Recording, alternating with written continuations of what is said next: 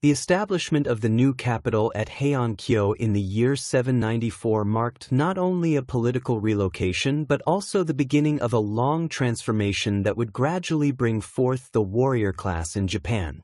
Emperor Kanmu's decision to move the seat of government from Nagaoka to the area that would one day be known as Kyoto was far more than a logistical adjustment. It created a precedent for centralized imperial authority, but it also exposed the limits of that authority, particularly when it came to ruling over Japan's distant and often restless provinces. Within the shining palaces and refined gardens of the Heian court, the focus soon turned toward literary pursuits, art, Buddhist ceremonies, and the imitation of Chinese ideals of culture. Yet this very devotion to refinement and ceremony caused the court to neglect the day-to-day realities of defending and managing the countryside.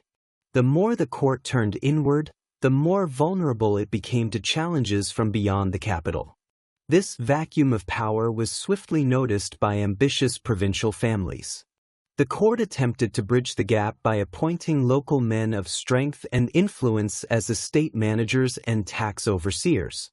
At first these were meant to be temporary positions, entrusted with maintaining peace and ensuring revenue reached the capital. But these positions slowly hardened into hereditary roles. Families began to consolidate not only land and wealth but also military power, and their loyalty was directed less to the distant emperor and more toward their own bloodlines and ambitions. Meanwhile, the noblemen of Kyoto, absorbed in poetry contests and religious rituals, increasingly avoided the harsher realities of provincial life, leaving their holdings to be governed entirely by these new estate officials. Through the 9th and 10th centuries, these provincial strongmen developed into something new, a warrior class unlike anything Japan had seen before. Unlike the earlier conscript armies of the Nara period, which had proven inefficient and costly, these fighters equipped themselves, trained themselves, and mounted their own sturdy horses. Their loyalties ran to the commanders who provided them opportunity and protection, not to some abstract authority of the distant throne.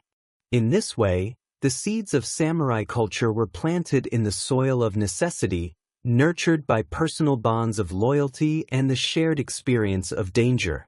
The northern frontier of Honshu, where the emissure people resisted imperial expansion, became the forge in which this emerging martial ethos was tested. For centuries, the emissure had held their ground against imperial armies.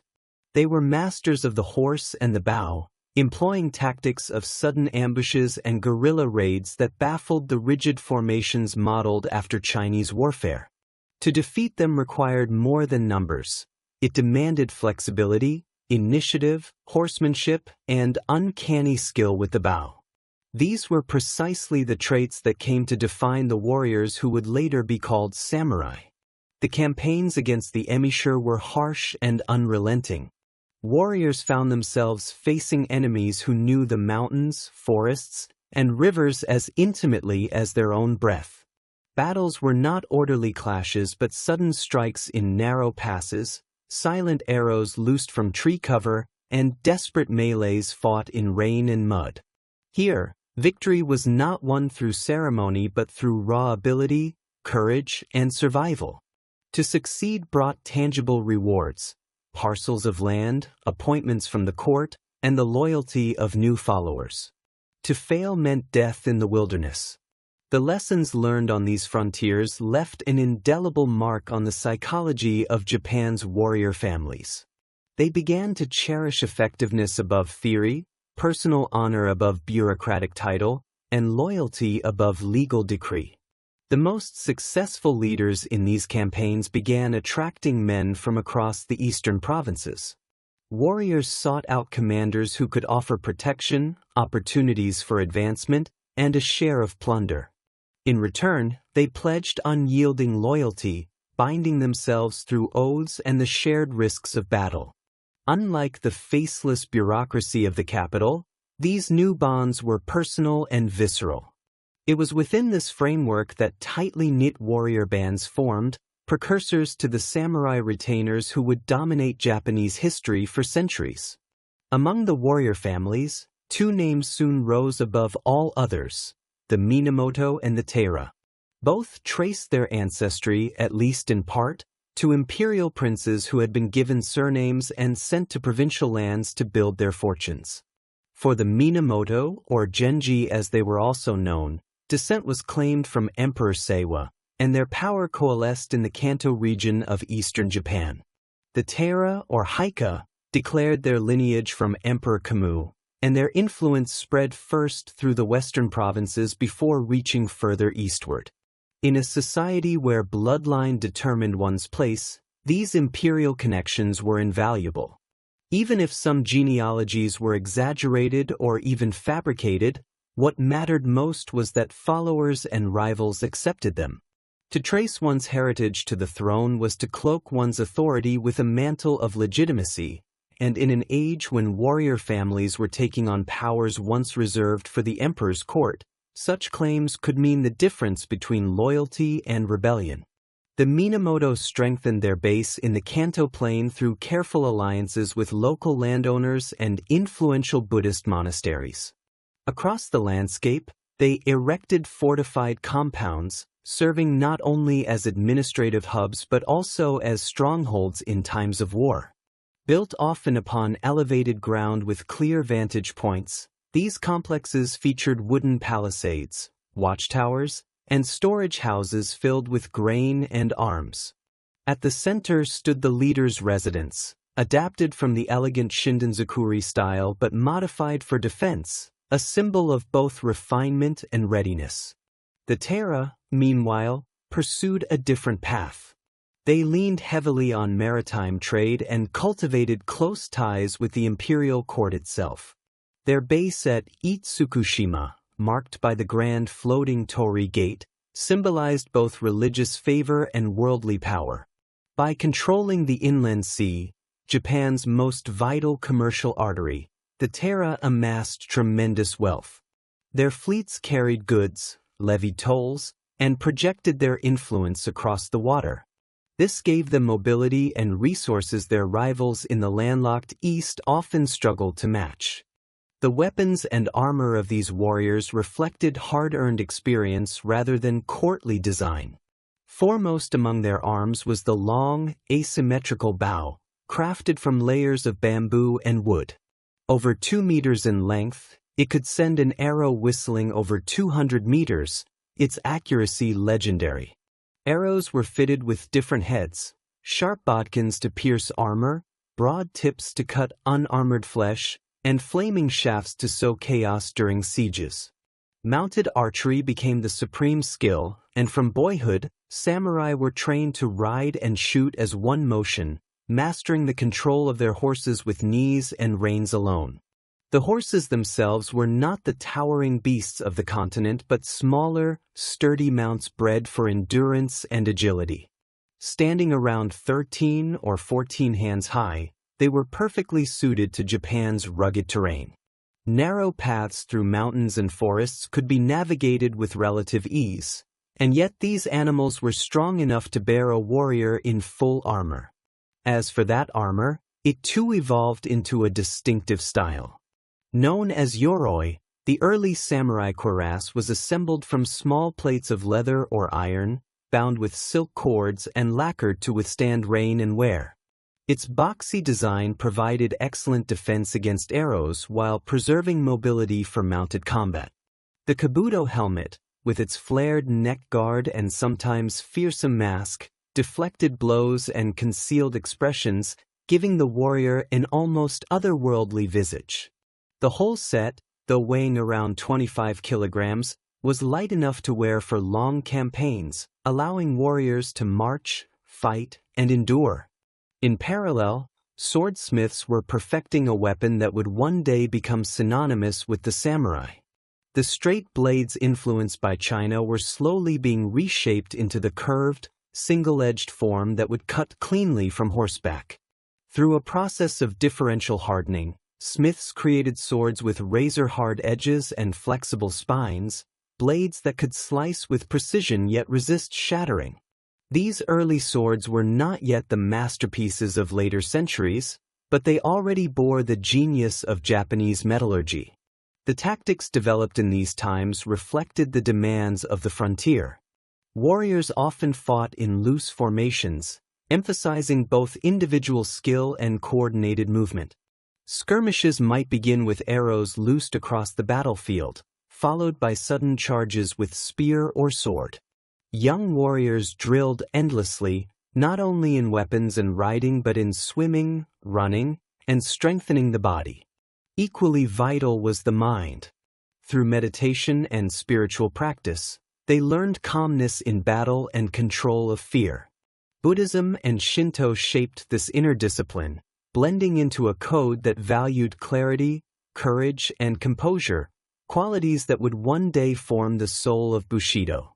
Economically, the rise of the warrior class rested on land and the farmers who worked it. Unlike the rigid European model of feudal land grants bestowed by lords, Japanese warriors often seized or cultivated land themselves, won holdings through conquest, or secured them through marriage. This fostered an entrepreneurial spirit, tying military prowess directly to wealth and independence. Relations with the imperial court grew increasingly tangled. Warriors needed official recognition to lend legitimacy to their rule, but the court relied on their swords to enforce decrees. This mutual dependence gave ambitious generals entry into the highest circles of power. At the same time, Buddhist monasteries and Shinto shrines became deeply intertwined with samurai life, places of education, protection, and spiritual sanction. Together, these forces created a new identity, separate from both the court aristocracy and the farming masses. By the mid-12th century, the weight of these transformations could no longer be ignored. The provincial warrior families, born of necessity and tested on the battlefield, were drawn deeper into the intrigues of Kyoto. The nobles of the court, graceful in poetry but helpless with arms, had become entirely reliant upon them. Disputes once settled with bureaucratic procedures now demanded the intervention of mounted warriors. The first unmistakable sign of this new order came in 1156, with the Heian rebellion. The death of Emperor Toba unleashed a succession struggle between his sons, the retired Emperor Sutoku and his younger brother, Emperor Go-Shirakawa. Both sides turned to the warriors for strength, calling upon the Minamoto and the Taira. For the first time, samurai clashed not in the provinces but in the streets of the capital itself. Kyoto became a battlefield, and the elegant courtiers watched in helpless fear as armed horsemen decided the empire's fate. The decisive moment came when Taira no Kayamori aligned with Emperor Go-Shirakawa, while a faction of the Minamoto took up Sutoku's cause. Arrows darkened the sky, palaces burned, and warriors charged through the sacred avenues of the capital.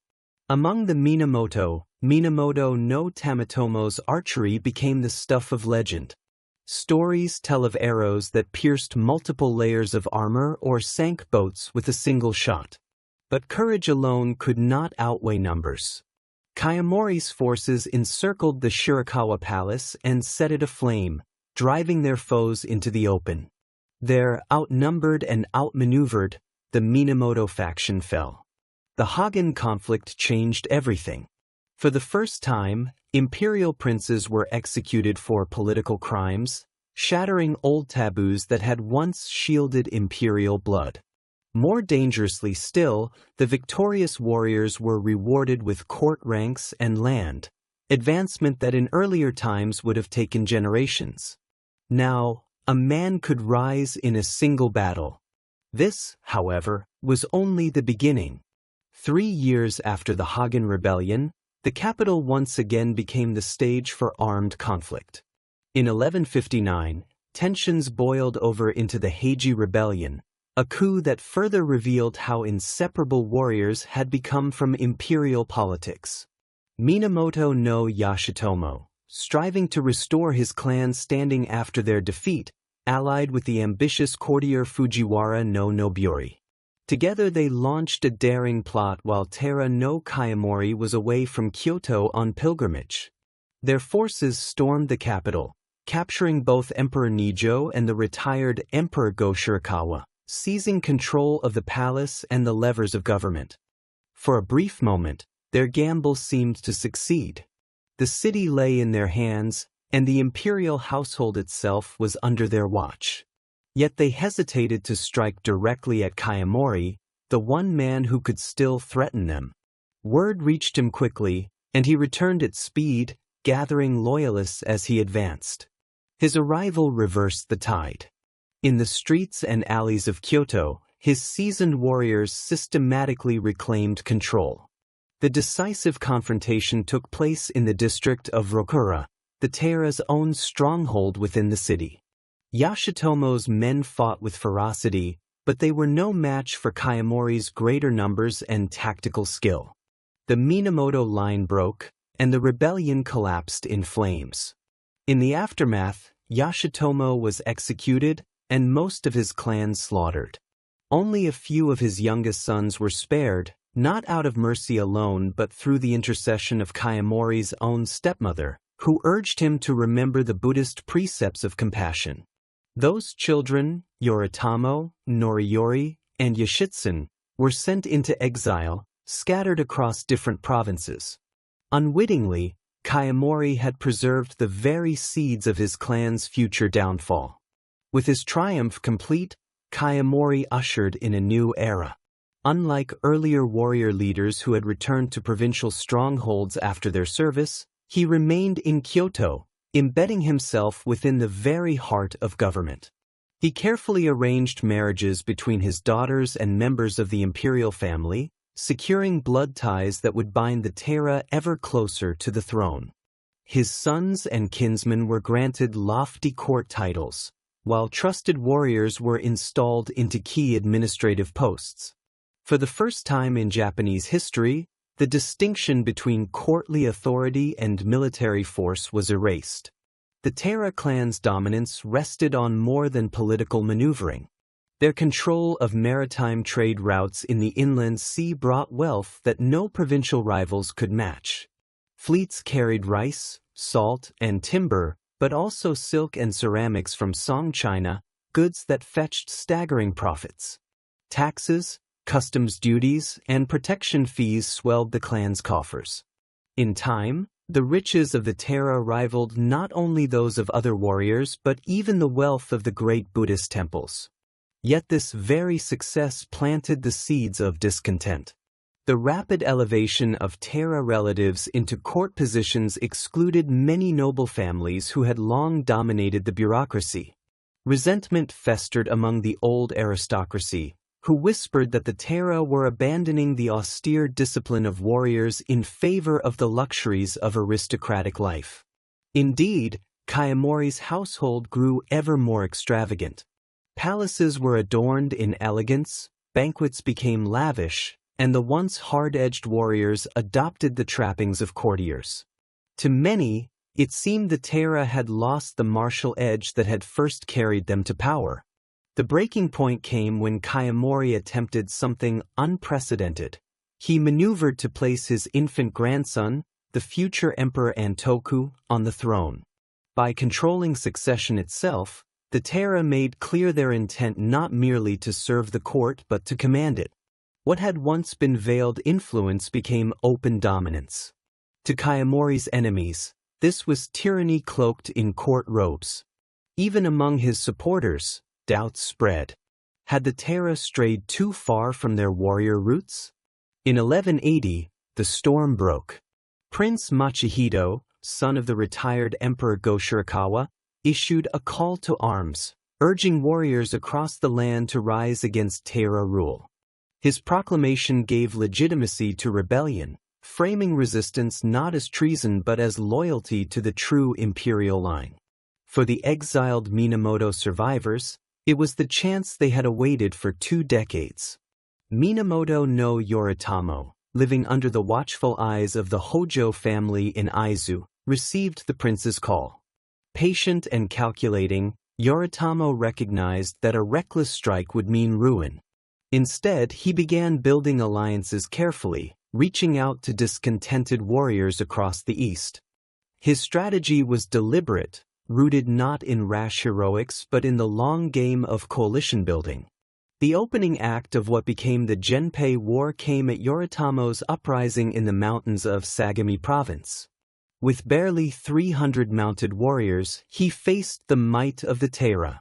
At the Battle of Ishibashiyama, rain poured down as his outnumbered troops clashed with enemy forces under Oba Kagechika. Amidst chaos and mud, Yoritomo's men were overwhelmed.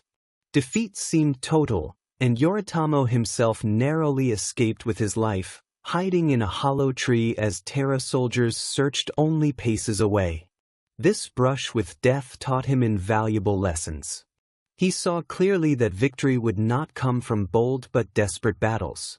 It would require patience, strongholds, and a strategy of endurance. Rather than immediately seeking another confrontation, he withdrew across the sea to the Boso Peninsula, where he began the slow work of rebuilding. There, he promised allies not only protection but tangible rewards: land, court recognition, and safety from Taira reprisals. It was a pragmatic bargain, but one that resonated deeply with warriors who had grown disillusioned with Taira dominance. The Kanto region in particular proved fertile ground for Yoritomo's cause. Many warrior families there had been excluded from the spoils of Taira rule despite loyal service. Others bristled at the Taira's embrace of courtly luxuries, which seemed to betray the very spirit of the warrior. Still others simply sought opportunities for advancement that the Taira's closed ranks denied them. Yoritomo's promises of recognition, reward, and stability spoke to all of these grievances. Gradually his following swelled. By autumn of 1180, only months after his initial defeat, Yoritomo had established a fortified base at Kamakura. Nestled between mountains on 3 sides and open to Sagami Bay on the 4th, Kamakura was a natural fortress. Its geography offered security, and its location in the heart of the Kanto tied Yoritomo directly to the region that was becoming his power's foundation. The symbolism of Kamakura was not lost either. It had once been the stronghold of Minamoto no Yoriyoshi, a famed ancestor, and by reviving it Yoritomo linked his rebellion to the proud heritage of his clan. From this base, his numbers swelled from a few hundred to more than 20,000 mounted warriors. Kamakura became more than a refuge, it was the cradle of a new political order. The transformation of Yoritomo's movement was remarkable. In less than half a year, he had risen from a fugitive hiding in the forests to a leader commanding a formidable host. But what distinguished him most was his vision. Unlike earlier rebellions that sought quick victories, Yoritomo aimed to construct a durable structure of power, one that would outlast fleeting battles. He emphasized the creation of alliances, the distribution of land, and the recognition of warrior rights within a broader system of governance. The Genpei War was only just beginning, but already the shape of Japan's future could be glimpsed. The old order of imperial court supremacy, rooted in ceremony and refinement, was giving way to a new reality, one in which warriors, bound by loyalty, land, and the sword, would stand at the center of power. And so, the conflict deepened. The Taira, wealthy and entrenched in Kyoto, still commanded fleets, armies, and the prestige of the throne. The Minamoto, hardened by exile and fueled by resentment, drew strength from the provinces, from the restless east, and from the bonds of loyalty forged in hardship. Between them, the fate of Japan would be decided, not in court chambers, but on fields of battle, in mountain passes, and upon the waves of the inland sea. The story, however, was far from its end. From Kamakura, Yoritomo would continue his careful weaving of alliances, while in distant provinces, his brothers Noriyori and Yoshitsune awaited their moments to rise. The Taira, secure yet increasingly resented, prepared to defend the order they had so recently built. The clash of these two great houses was only beginning, and the struggles that lay ahead would shape not merely the lives of men but the very structure of Japanese governance for centuries to come. rather than simply seeking to replace Taira officials with Minamoto appointees. Within the existing court system, Minamoto began creating parallel governmental institutions that operated independently of Kyoto's authority. He appointed his own provincial governors, established courts to resolve disputes among his followers, and created administrative systems to manage the territories under his control. This governmental experimentation attracted attention from warrior families throughout Japan who had grown frustrated with the limitations of court-based advancement systems. The Minamoto offered merit-based promotion, direct access to leadership, and the opportunity to participate in creating new institutional structures. These incentives prove particularly attractive to younger sons of established families who face limited prospects under traditional inheritance patterns. Meanwhile, Kayam's response to the growing rebellion revealed the strategic weaknesses that would ultimately doom Taira rule. Rather than immediately mobilizing the full resources of his government to crush the uprising, he initially treated it as a minor provincial disturbance that could be resolved through conventional police action. This miscalculation allowed Yoritomo crucial time to consolidate his position and attract additional supporters. When Chiari finally recognized the seriousness of the threat, his military response was hampered by the very success that had brought the Taira to power. 2 decades of court life had softened many Taira warriors and separated them from the harsh realities of provincial warfare. Their equipment, tactics, and leadership had become oriented towards ceremonial functions rather than practical combat effectiveness. More fundamentally, the Taira faced a strategic dilemma that would plague them throughout the conflict. Their power base remained concentrated in western Japan in the Inland Sea region, while the rebellion had gained control of the economically vital Kanto Plain. Any attempt to suppress the uprising required extended campaigns in unfamiliar territory against enemies who enjoyed local support and intimate knowledge of the terrain. The first major Taira offensive against Yoritomo's stronghold began in early 1181 under the command of Taira no Corps. The expedition demonstrated both the continued military potential of the Taira and the tactical advantages that defensive positions provided to determine defenders. Koromori's army, estimated at over 70,000 men, represented one of the largest military forces assembled in Japan during the Heian period. However, the campaign quickly encountered logistical problems that would characterize much of the Genpei War. Supplying such a large force during winter months proved extremely difficult, particularly when operating in territory where the local population supported the enemy. Minamoto guerrilla attacks on supply convoys and the systematic destruction of food stores forced Koromori to divide his army into smaller, more vulnerable units. The decisive engagement occurred at the Fujiwa, where Minamoto forces under Yoritomo's brother, Yoshitsune, achieved complete tactical surprise. The battle began before dawn when Yoshitsune's cavalry charged through a flock of waterfowl roosting near the Taira camp. The sudden noise of thousands of birds taking flight created panic among the Taira forces, who mistook the sound for a massive enemy attack. In the confusion that followed, much of Koromori's army fled without offering serious resistance.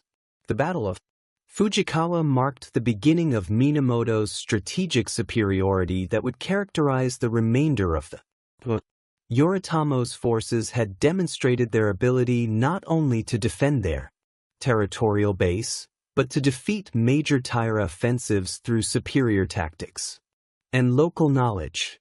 However, the success of Hojo governance also created new problems that would eventually threaten the stability of the entire system. The concentration of administrative power within a single family generated resentment among other warrior clans who felt excluded from meaningful participation in government. The Hojo response to these concerns involved creating additional layers of bureaucracy and expanding the number of official positions. But these measures failed to address the fundamental issue of power distribution. The economic prosperity that characterized much of the early Kamakura period masked underlying structural problems that would become acute during times of crisis. The warrior government's financial system depended heavily on agricultural taxation and fees collected from land transactions. This revenue base proved adequate during periods of peace and normal harvests, but lacked the flexibility needed to address extraordinary expenses such as large-scale military campaigns. The first serious test of this financial system came with the Mongol invasions of the late 13th century. The Yuan dynasty, established by Kublai Khan after the Mongol conquest of Song China, had unified the Chinese mainland and Korean peninsula under a single imperial authority for the first time in centuries. This consolidation created unprecedented military and economic resources that enabled the Mongols to contemplate overseas expansion on a scale that no previous Chinese dynasty had attempted. Kublai Khan's initial diplomatic overtures to Japan in 1268 reflected standard Mongol practices for incorporating new territories into their empire. The Khan's letter delivered through Korean intermediaries demanded Japanese acknowledgement of Mongol suzerainty and the payment of tribute in exchange for protection and trading privileges. The language of the communication, while following diplomatic conventions, contained implicit threats that made clear the consequences of rejection. The Hojo Regent document decision to ignore these diplomatic initiatives represented a fundamental miscalculation of Mongol capabilities and intentions. Japanese leaders, isolated by geography and lacking recent experience with continental warfare, failed to comprehend the scale of military resources that the Yuan dynasty could deploy against them. Their confidence was based largely on successful resistance to earlier Chinese and Korean invasions during the 7th century, conflicts that bore little resemblance to the coordinated assault that Kublai Khan was planning. The first Mongol invasion fleet departed from Korean ports in November 1274. With approximately 900 vessels carrying 23,000 Mongol and Korean troops along with their horses, siege equipment, and supplies for an extended campaign. This armada represented the largest amphibious assault attempted in East Asian waters up to that time, requiring months of preparation and the mobilization of resources from across the Mongol Empire. The invasion force initially targeted Tsushima and Iki Islands, which served as stepping stones between Korea and Kyushu.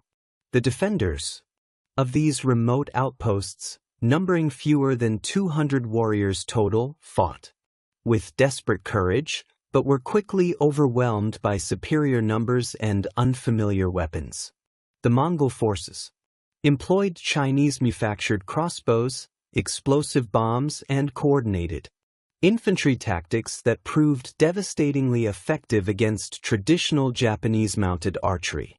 The main Mongol landing occurred at Hakata Bay on the northwestern coast of Kyushu, where local Kyushu warriors had assembled to resist the invasion. The Japanese defenders, led by members of the Shimazu, Ototomo, and Kikuchi families, numbered approximately 10,000 mounted warriors supported by a Shigeru foot soldiers and local militia units. The tactical approach reflected centuries of experience in individual combat and small unit actions, but proved inadequate against the disciplined formations and coordinated tactics employed by the invaders. The Battle of Hakata Bay exposed fundamental weaknesses in traditional samurai warfare that would force comprehensive tactical reforms during subsequent decades.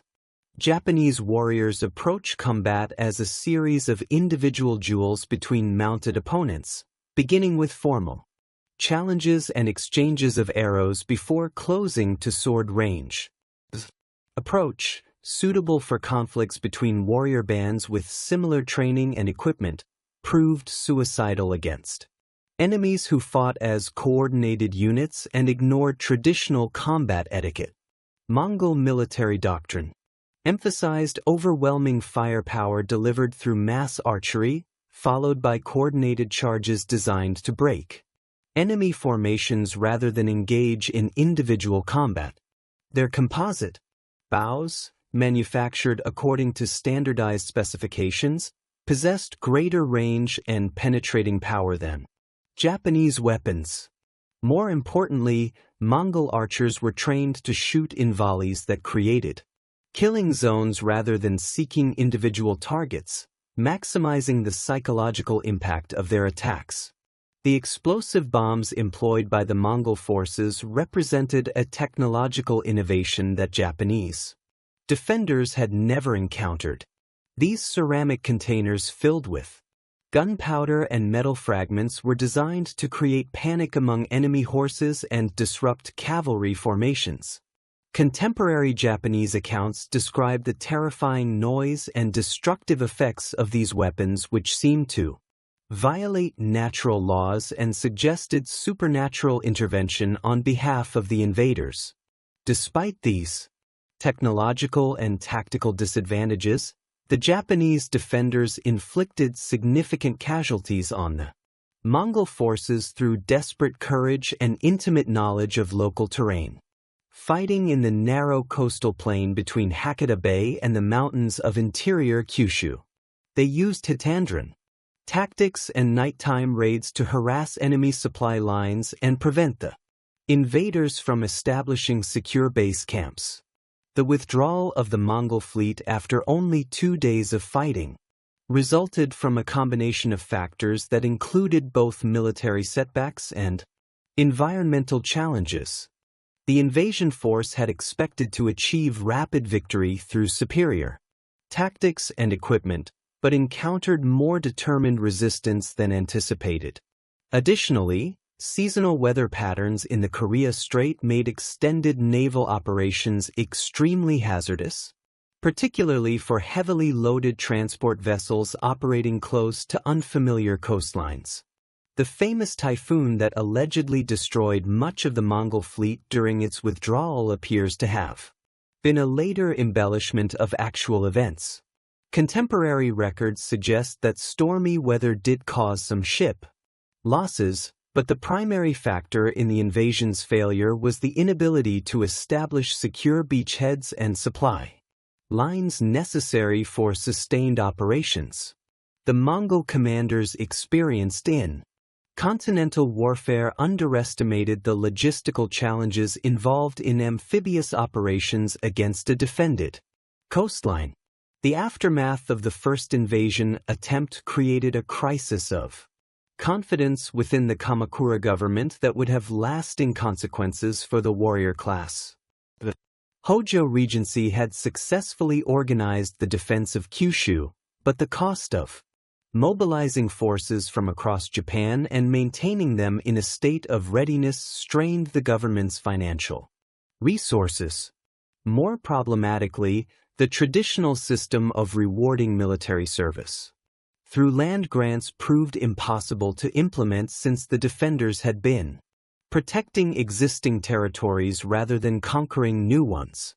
This inability to provide tangible rewards for military service violated fundamental expectations of the warrior class and created widespread resentment among families who had incurred significant expenses preparing for and participating in the defense. Many warriors had sold property or borrowed money to equip themselves and their followers for the campaign, expecting to recoup these investments through the distribution of conquered lands. The absence of such rewards left them in worse financial condition than before the invasion. The Hojo response to these complaints involved creating new administrative positions and honorary titles. But these measures failed to address the underlying economic problems facing the warrior class. The increasing monetization of the Japanese economy during the late Kamakura period had created new forms of wealth and expense that the traditional, land-based reward system could not accommodate. Warriors needed cash to purchase imported weapons and equipment, but the government lacked mechanisms for generating and distributing monetary rewards. Kublai Khan's decision to launch a second invasion attempt reflected both his determination to complete the conquest of Japan and his confidence that the lessons learned from the first campaign would ensure success.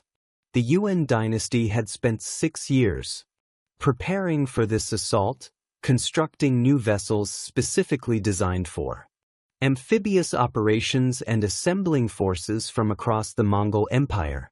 The scale of preparation dwarfed that of the earlier invasion and represented one of the largest military undertakings in medieval history. The second invasion fleet departing in 1281 consisted of 2 separate armadas that were intended to converge on Kyushu from different directions. The Eastern Route Army launching from Korean ports included approximately 40,000 Mongol, Korean and Northern Chinese troops, transported in 900 vessels. The Southern Route Army, departing from ports in southern China, carried 100,000 troops, primarily former Song Chinese soldiers, in over 3,500 ships of various sizes. This massive undertaking required unprecedented coordination between different regions of the Mongol Empire and demonstrated the administrative capabilities that had enabled the Yuan dynasty to govern the world's largest contiguous empire. The logistics of assembling, equipping, and transporting such enormous forces across hundreds of miles of ocean represented achievements in military organization that would not be surpassed until the modern era. The Japanese response to this second invasion attempt revealed significant improvements in both defensive preparations and tactical doctrine. The Kamakura government had used the intervening years to construct fortifications along the Kyushu coastline, including a stone wall that extended for several kilometers along. This barrier built through the mobilization of labor from across Western Japan represented a fundamental shift from the mobile defense tactics that had characterized the first invasion. More importantly, Japanese warriors had adapted their fighting methods to address the tactical challenges revealed during the earlier conflict. Abandoned the individual combat techniques that had proved ineffective against coordinated enemy formations and developed new approaches that emphasized coordinated unit actions and the use of terrain to offset enemy advantages in equipment and numbers. The successful defense against the second Mongol invasion had exhausted the Kamakura government's financial reserves and exposed fundamental weaknesses in its reward system that would prove impossible to resolve. By the early 14th century, the Hojo Regency faced mounting pressure from warrior families who had received neither compensation for their military service nor adequate protection from the economic hardships that plagued much of Japan. The increasing monetization of the economy had created new forms of debt and financial obligation that the traditional land-based governance system could not address effectively. Emperor Goto's accession to the throne in 1318 coincided with this growing crisis of warrior confidence in the Kamakura system.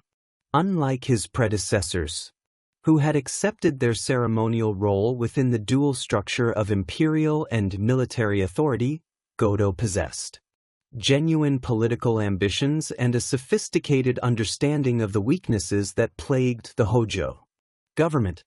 His court attracted disaffected warriors, ambitious court nobles, and Buddhist monks who shared grievances against the established order.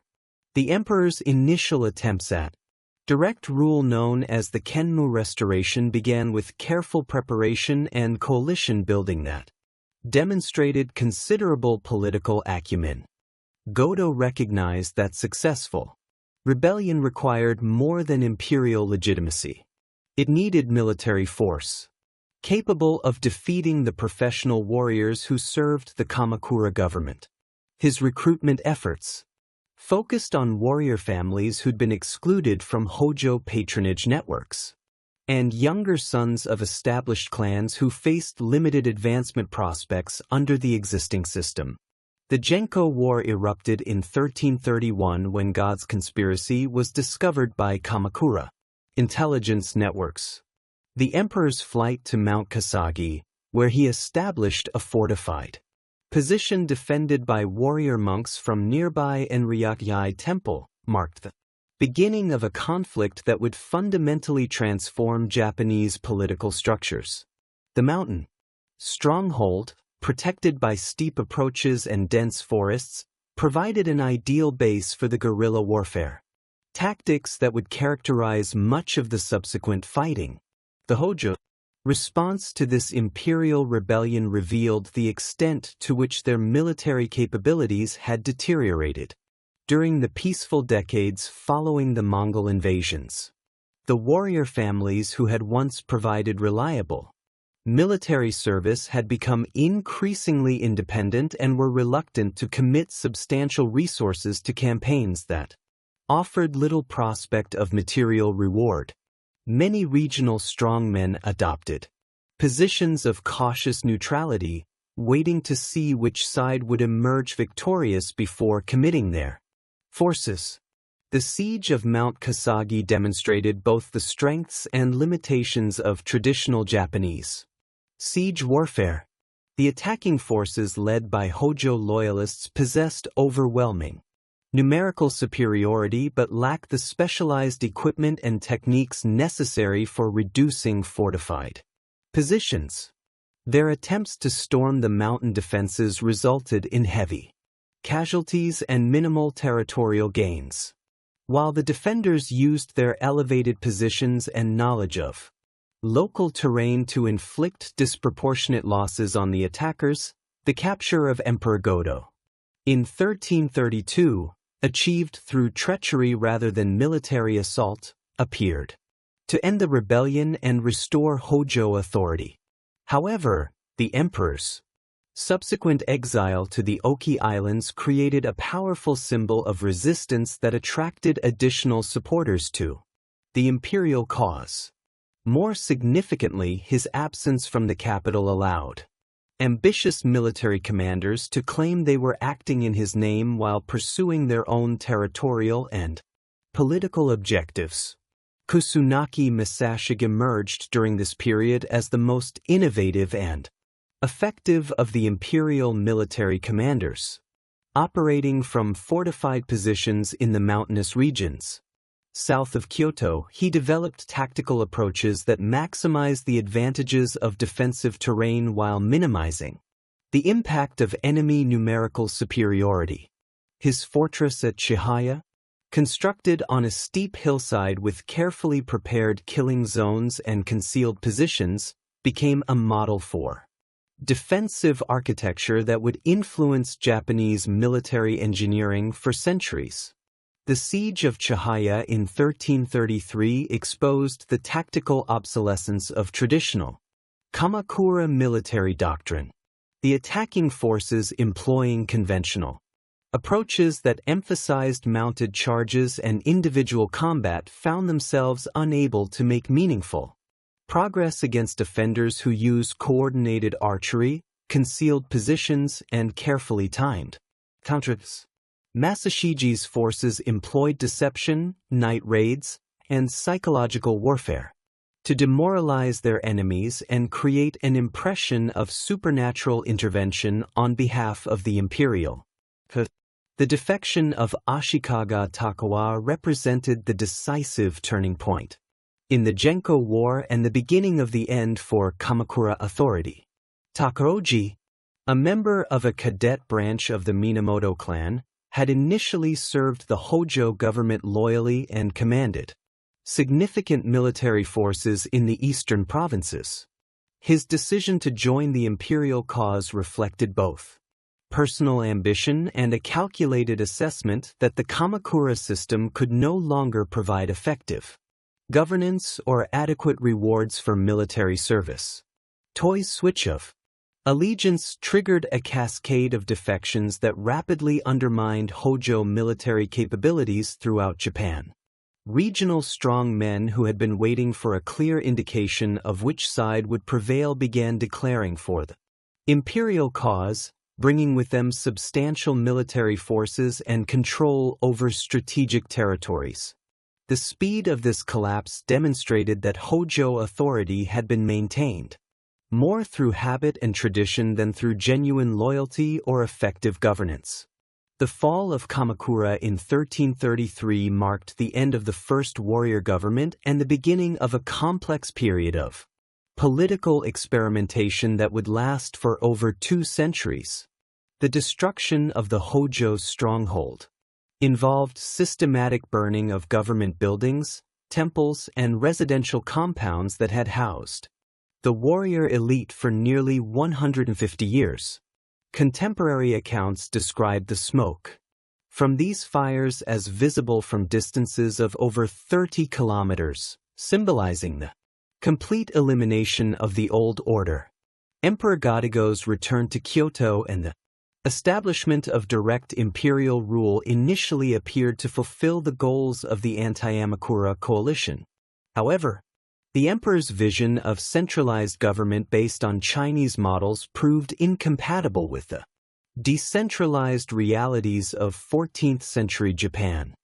His attempts to restore court-based administration and reduce the influence of warrior families alienated many of the military leaders who had made his victory possible. The Kennu Restoration's failure to address the fundamental problems that had undermined the Kamakura system became apparent within months of its establishment. The emperor's government lacked both the financial resources and administrative machinery necessary to govern Japan's diverse regions effectively. More critically, Godo's emphasis on court ceremony and Chinese-inspired bureaucracy ignored the practical needs of the warrior class that had become the dominant force in Japanese society.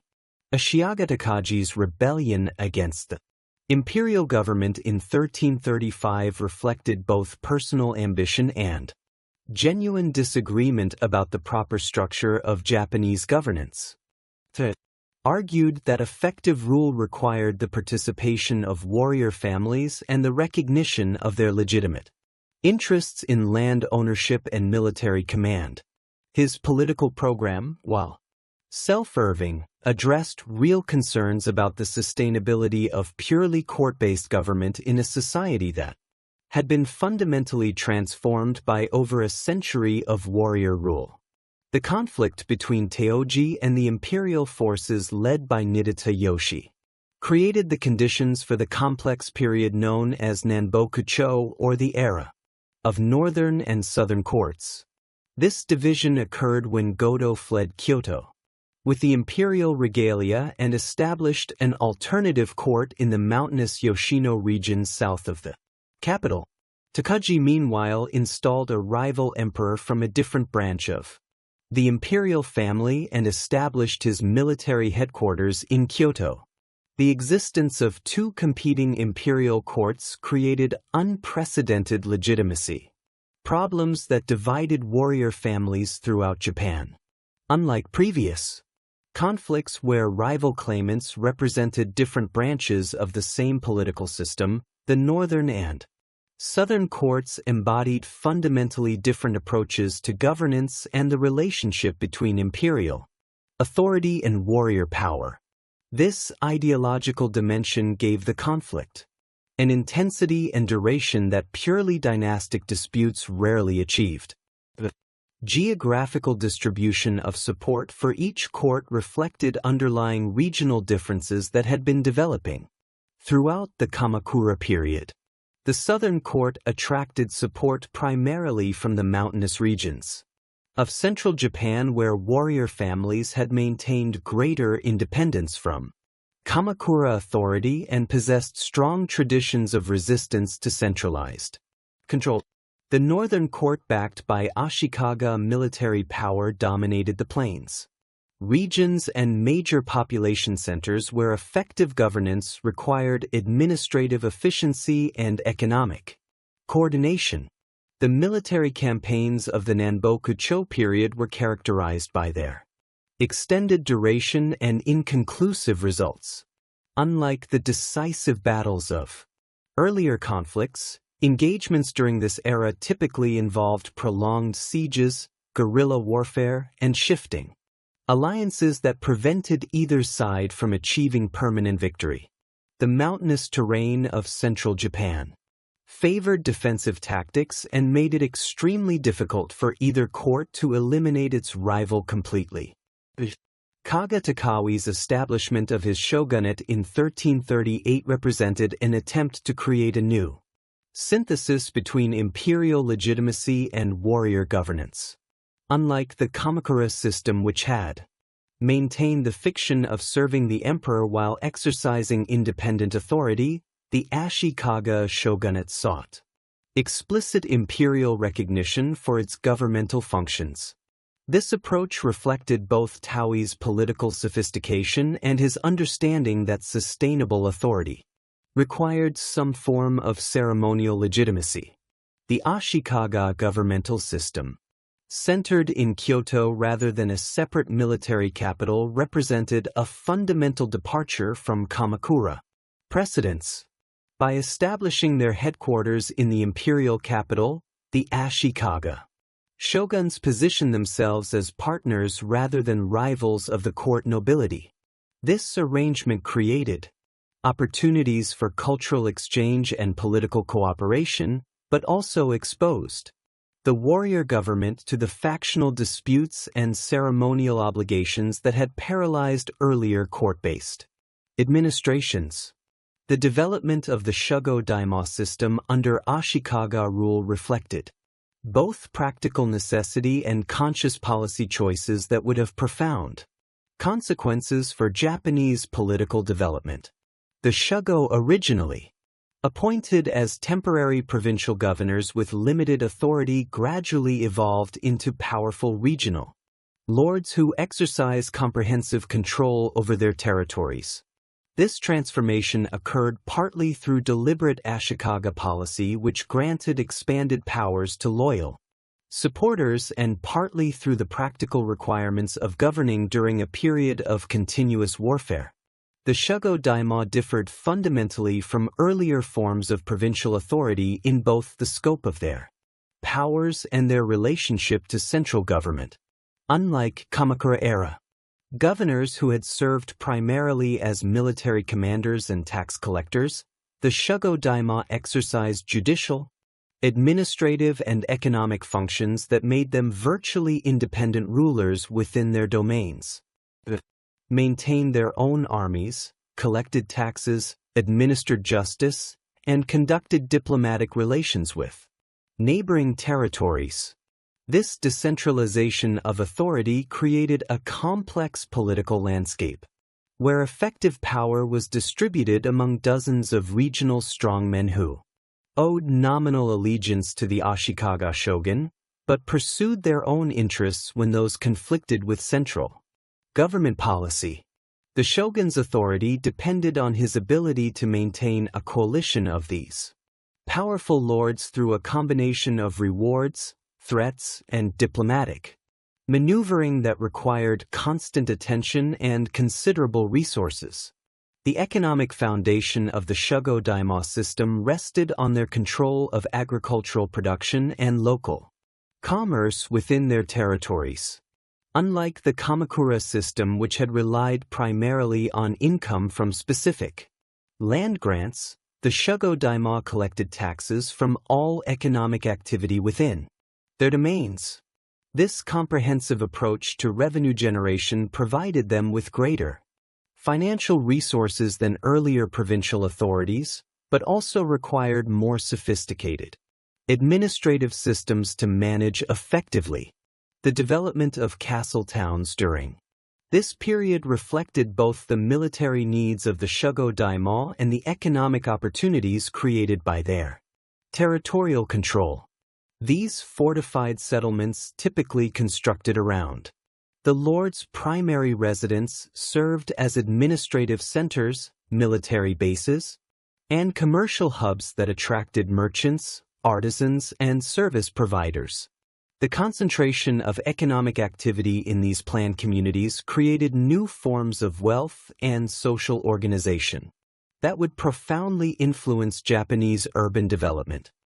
Unlike the traditional warrior bands that had relied on seasonal campaigns and part-time soldiers who returned to agricultural duties during planting and harvest seasons, these new military leaders maintained standing armies, equipped and trained for continuous operations. The core of these forces consisted of professional Ashigaru infantry recruited from the peasant class and provided with standardized equipment, regular pay, and intensive training and coordinated tactics. This military revolution required corresponding innovations in logistics and supply systems. The Sengoku Daima developed sophisticated networks of supply depots, weapons manufacturers, and transportation systems that could sustain armies in the field for extended periods. They established armies within their castle towns, where skilled craftsmen produced weapons according to standardized specifications, ensuring compatibility and ease of maintenance.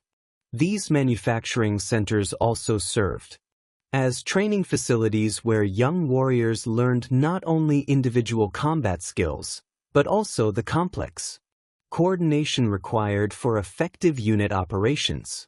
The economic foundations supporting these military innovations rested on comprehensive exploitation of territorial resources through improved agricultural techniques, expanded commerce, and systematic taxation.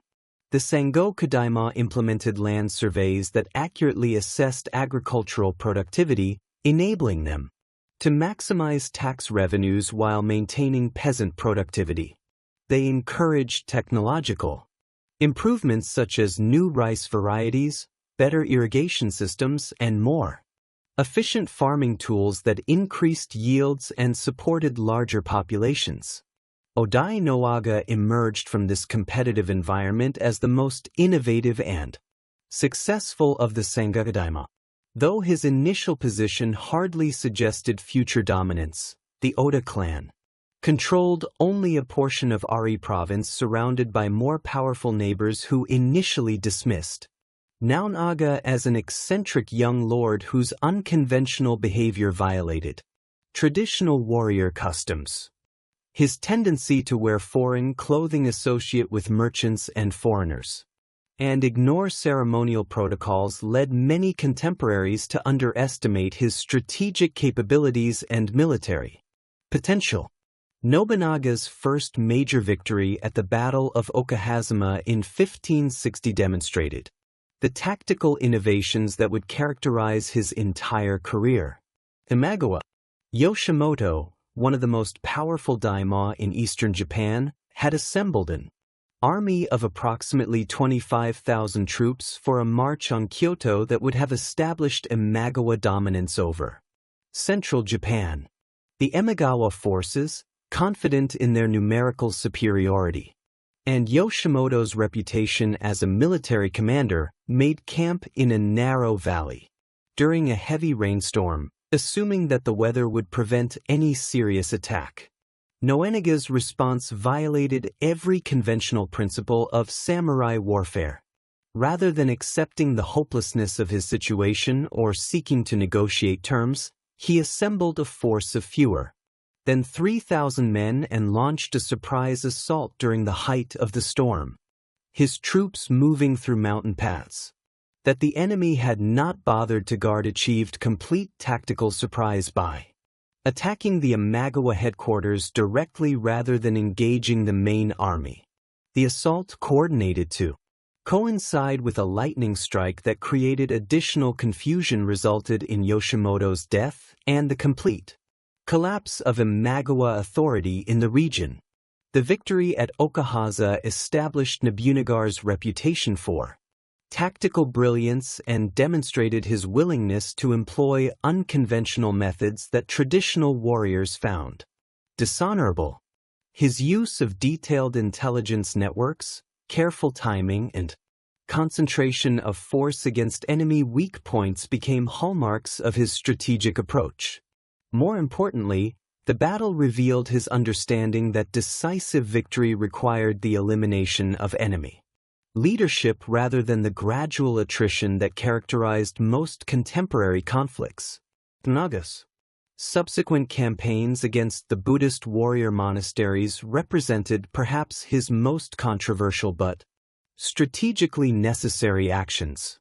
The great temple complexes of Mount Heian, Ishiyama Hongan-ji, and Nagoro-ji had evolved into independent military powers that controlled extensive territories and maintained armies capable of challenging secular authorities. These religious institutions, protected by their sacred status and supported by networks of affiliated temples throughout Japan, represented obstacles to centralized authority that no unification effort could ignore. The Siege of Ishiyama Hongan-ji, lasting from 1570 to 1580, demonstrated both the military capabilities of Buddhist institutions and Nonaga's determination to eliminate all independent power centers. The fortress temple, constructed on a strategic site overlooking Osaka Bay, possessed sophisticated defensive works that incorporated both traditional Japanese architecture and European-influenced artillery positions. The defending monks, supported by thousands of armed peasant believers known as Aiki, employed firearms, cannons, and coordinated infantry tactics that rivaled those of professional armies. Nonaga's approach to this siege revealed his systematic method of warfare that combined military pressure with economic strangulation and psychological intimidation. His forces constructed a network of fortified positions that surrounded the temple complex, cutting off supply lines and preventing reinforcement. Simultaneously, he negotiated agreements with Portuguese traders that provided his armies with superior firearms and gunpowder while denying these resources to his enemies. The siege also featured extensive use of naval forces to control access routes through Osaka Bay, demonstrating Nonaga's understanding of combined arms warfare. The destruction of the Enryakuji temple complex on Mount Heian in 1571 shocked contemporaries through its thoroughness and apparent sacrilege. Nonaga's forces, numbering approximately 30,000 troops, systematically burned every building within the temple grounds and killed virtually every inhabitant, including monks, servants, women, and children. This action, unprecedented in Japanese history for its scale and brutality, served multiple strategic purposes. It eliminated a military threat, demonstrated the consequences of resistance, and established Nonaga's reputation for ruthlessness that would deter future opposition. The tactical innovations that Nobunaga introduced to Japanese warfare extended beyond mere adoption of firearms to encompass fundamental changes in military organization and battlefield doctrine. His armies employed coordinated formations of arabuzias protected by spearmen and supported by cavalry units trained for specific tactical roles.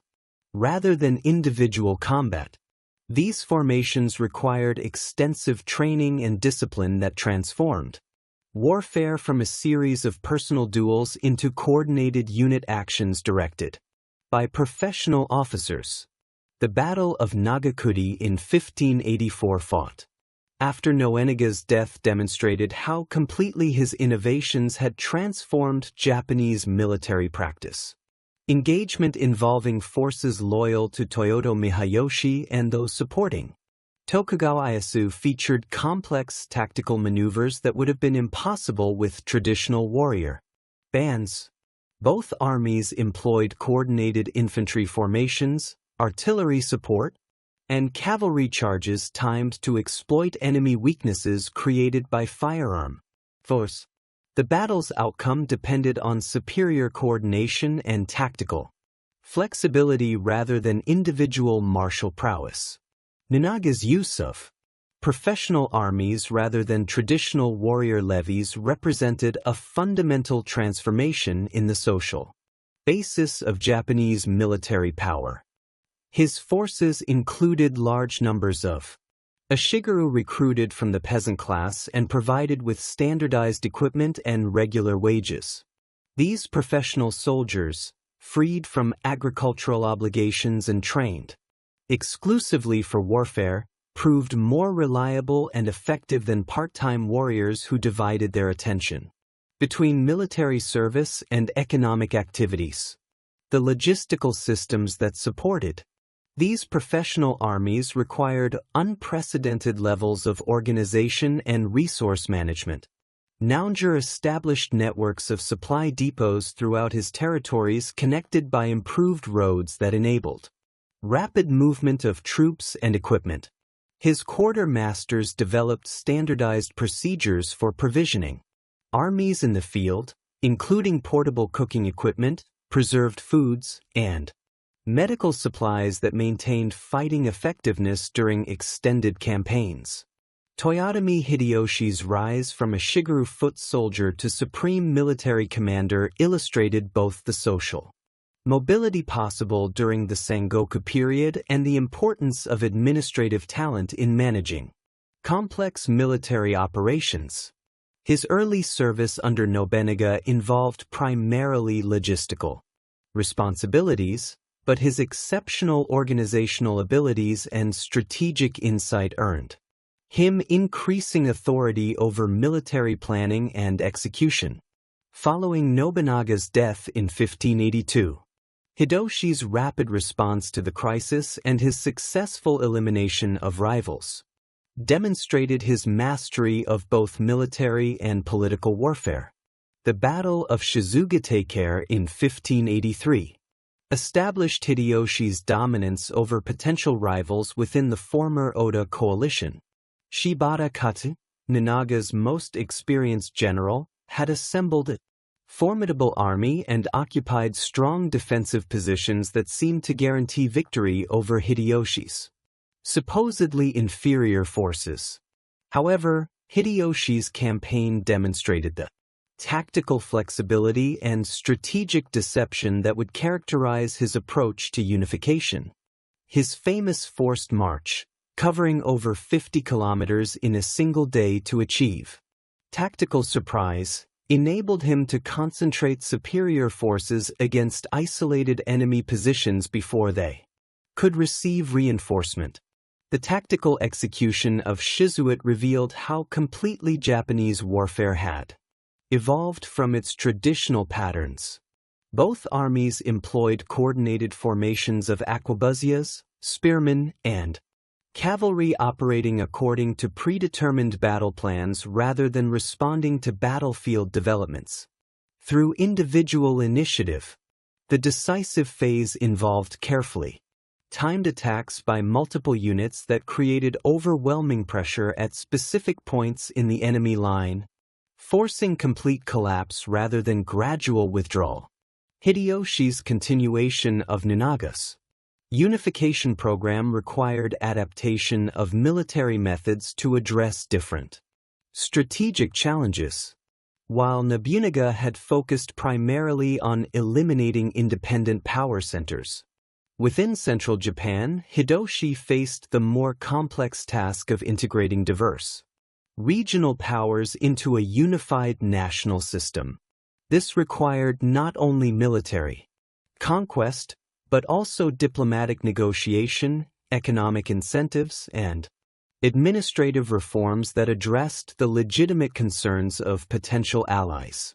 The Siege of Ottaware in 1590 demonstrated Hideyoshi's mastery of siege warfare and his ability to coordinate massive military operations involving over 200,000 troops drawn from across Japan. The Hojo clan's fortress at Odawara, constructed according to the most Advanced defensive principles and supplied for extended resistance represented the culmination of Sengoku period castle architecture. The defensive system included multiple concentric walls, sophisticated artillery positions, and underground tunnels that enable defenders to launch surprise attacks against besieging forces. Hideyoshi's approach to this siege combined overwhelming force with innovative tactical methods that neutralized the defenders' advantages. His engineers constructed elaborate siege works that included artificial hills providing elevated firing positions, covered approaches that protected attacking forces, and diversion tunnels designed to undermine the castle's foundations. The siege also featured extensive use of naval forces to prevent supply shipments, and psychological warfare designed to demoralize the defenders through demonstrations of superior resources and determination. The completion of national unification through the Oda campaign marked a fundamental transformation in Japanese political organization that ended nearly 2 centuries of fragmented authority. Hideyoshi's distribution of the conquered Hojo territories to loyal supporters established precedents for land redistribution that would influence Tokugawa governance policies. More immediately, the campaign demonstrated that no regional power, regardless of defensive preparations or traditional autonomy, could resist the combined military resources of a unified Japan. The invasions of Korea, launched in 1592 and resumed in 1597, represented Hideyoshi's attempt to channel the military energies of the unified warrior class toward external conquest while establishing Japanese dominance over East Asian trade networks. The initial invasion force of approximately 160,000 troops constituted the largest military expedition in Japanese history up to that time, requiring unprecedented logistical coordination and strategic planning. The army included contingents from virtually every major daimyo domain, equipped with the most advanced weapons and organized according to the tactical innovations developed during the Unification Wars. The early phases of the Korean campaign revealed both the strengths and limitations of Japanese military methods. When applied to continental warfare, the invasion forces achieved rapid initial success, capturing Seoul within 3 weeks and advancing deep into Korean territory. Through superior tactics and equipment, Japanese armies employed coordinated formations of arquebus and spearmen that proved devastatingly effective against Korean forces trained primarily for defensive operations against traditional enemies. However, the extended supply lines required to sustain large armies on the Korean peninsula exposed logistical weaknesses that would plague Japanese operations throughout both invasions. The transport of food, ammunition, and replacement equipment across the Korea Strait required naval resources that Japan struggled to maintain against Chinese and Korean naval opposition. The famous turtle ships developed by Admiral Yoon Sin, featuring iron-reinforced hulls and multiple cannon, proved particularly effective against Japanese naval forces that lacked experience in artillery duels at sea.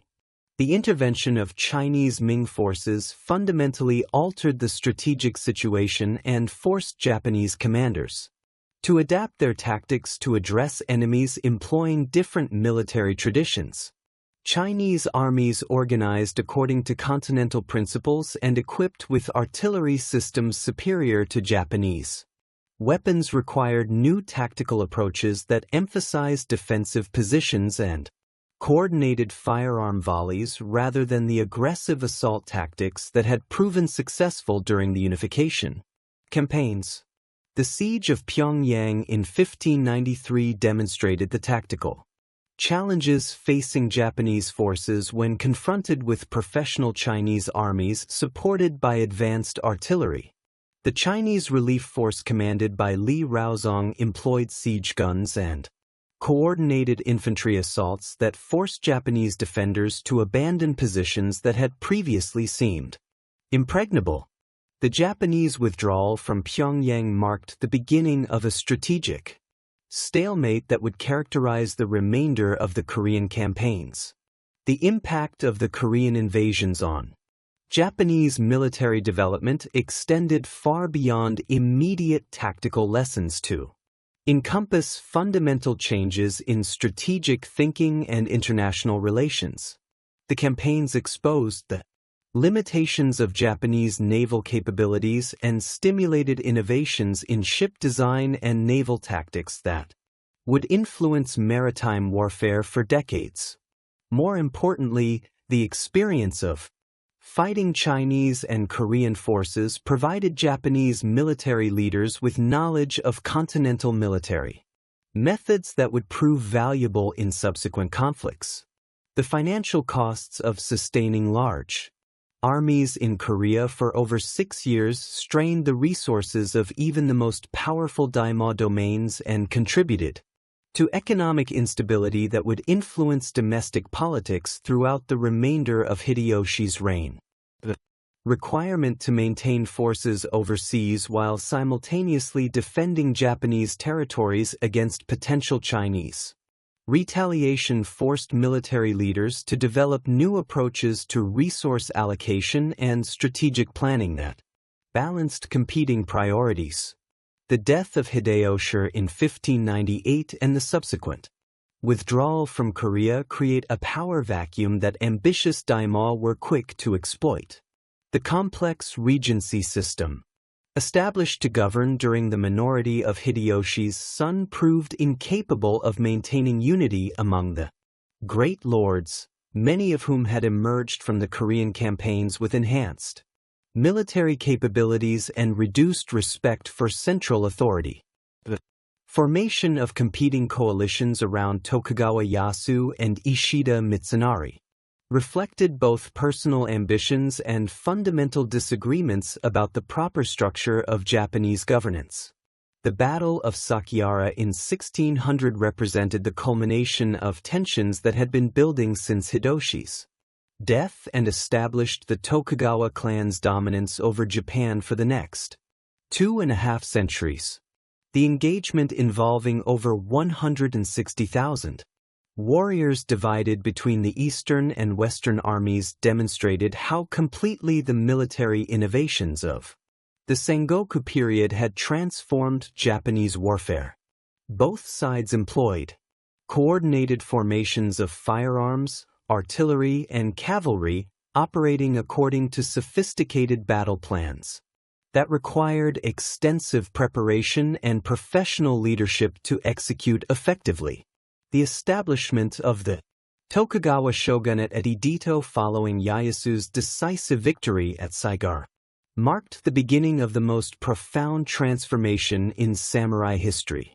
Unlike the Kamakura and Ashikaga systems, which had maintained the warrior class's fundamental military function while adapting to changing political circumstances, the Tokugawa regime deliberately restructured samurai society to serve the needs of centralized governance and permanent peace.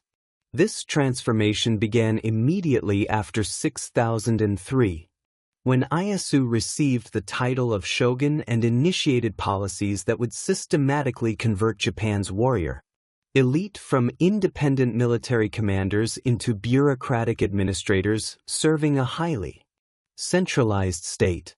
The Sankin Katai system, formally codified in 1635 under the third shogun Tokugawa Iemitsu, represented the cornerstone of this transformation. The policy required all daimyo to maintain permanent residences in Edo and spend alternate years in attendance at the shogunal court while their wives and heirs remained as permanent hostages in the capital. This arrangement served multiple strategic purposes that extended far beyond simple control mechanisms. The constant movement of daimyo retinues between their domains and Edo created a massive internal economy centered on transportation, accommodation, and luxury goods that redirected warrior spending away from military preparations towards ceremonial display and conspicuous consumption. The practical implementation of Senanken Katai required daimyo to maintain elaborate processions that could include several hundred retainers, servants, and guards depending on their domain's assessed value. These processions, strictly regulated by shogunal law regarding route selection, stopping points, and ceremonial protocols, transformed Japan's road network into a carefully monitored system of control. The Takedo, Nakasendo, and other major highways became stages for ritualized displays of submission to Tokugawa authority, where each daimyo's procession demonstrated both his wealth and his acceptance of his subordinate position within the national hierarchy. The economic burden imposed by Senanken Katai proved devastating to daimyo finances and fundamentally altered the relationship between lords and their retainers.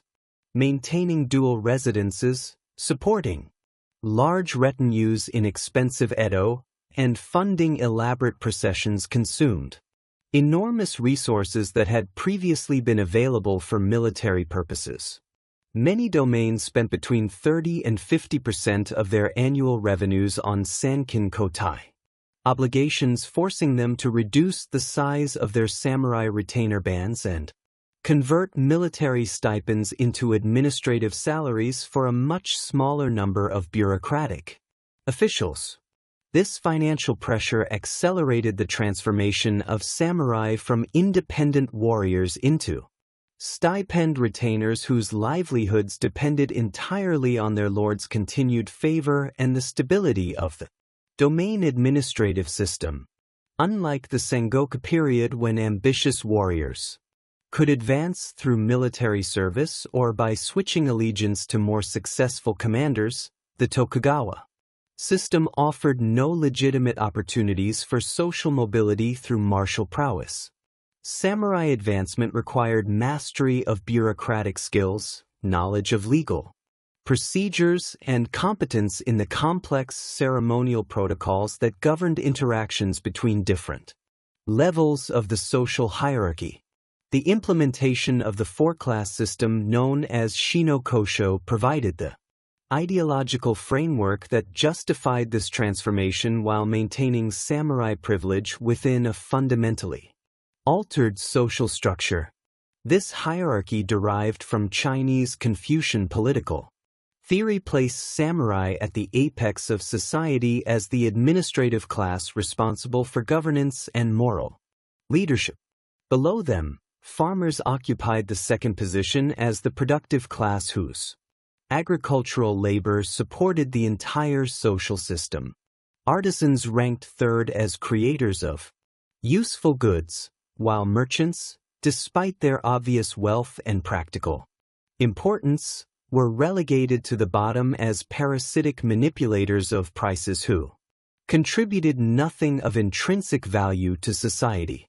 The theoretical elevation of samurai status within the system masked their practical loss of independence and military function. While Confucian ideology emphasized the warrior class's responsibility for moral cultivation and administrative competence, the actual implementation of Shino created rigid boundaries that prevented social mobility and trapped samurai within increasingly obsolete roles. The system's emphasis on hereditary status rather than individual merit meant that incompetent samurai retained their positions while talented individuals from lower classes could not advance regardless of their abilities. The prohibition of weapons carrying by non-samurai enforced through periodic sword hunts and strict registration requirements maintained the symbolic distinction between the warrior class and the rest of society even as the practical significance of martial skills diminished. Samurai retained the exclusive right to wear two swords, the katana and wakiashi, which served as visible markers of their elevated status and theoretical readiness for military service. However, the actual use of these weapons became increasingly ceremonial, with most samurai possessing only basic sword skills and no experience in actual combat. The codification of samurai behavior through house codes known as cocoon represented another crucial element in the transformation of warrior culture. These documents, produced by virtually every daimyo domain during the early Tokugawa period, established detailed regulations governing every aspect of samurai conduct, from dress and deportment to marriage arrangements and financial management. The cocoon served both practical and ideological functions, providing domain administrators with tools for controlling their retainers while articulating philosophical principles that justified the samurai's continued privileged position. The bushidō, or laws for military houses issued by the Tokugawa government in 1615 and revised periodically throughout the early Edo period, established national standards for samurai behavior that superseded local domain regulations. These laws prohibited private warfare, regulated castle construction and repair, required official permission for marriages between samurai families from different domains, and established detailed protocols for interactions with the imperial court. The bushidō effectively transformed the samurai from autonomous military leaders into civil servants whose activities were subject to comprehensive government oversight. The development of bushidō philosophy during this period provided intellectual justification for the samurai's transformation while preserving elements of warrior identity that could be adapted to peacetime conditions. Unlike the practical warrior ethos of the Sengoku period, which had emphasized effectiveness in combat and loyalty to successful commanders, Tokugawa era bushidō stressed abstract virtues such as moral cultivation, aesthetic refinement, and absolute loyalty to one's hereditary lord regardless of personal consequences. This philosophical system drew heavily from Neo-Confucian ethics, Zen Buddhist concepts of self-discipline, and romanticized interpretations of earlier warrior traditions. The emphasis on loyalty as the supreme samurai virtue served the Tokugawa system's need for political stability while providing warriors with a sense of purpose that did not depend on military activity. The ideal samurai, as depicted in cocoon and popular literature, demonstrated his worth through unwavering service to his lord, meticulous attention to administrative duties, and cultivation of cultural accomplishments such as poetry, calligraphy, and tea ceremony. This model effectively channeled warrior energies toward activities that supported rather than threatened the established political order. The transformation of martial arts from practical combat training into formalized systems of physical and spiritual discipline reflected the broader changes affecting samurai culture. The various schools of swordsmanship, archery, and other military skills that proliferated during the Tokugawa period emphasized character development and philosophical insight rather than battlefield effectiveness.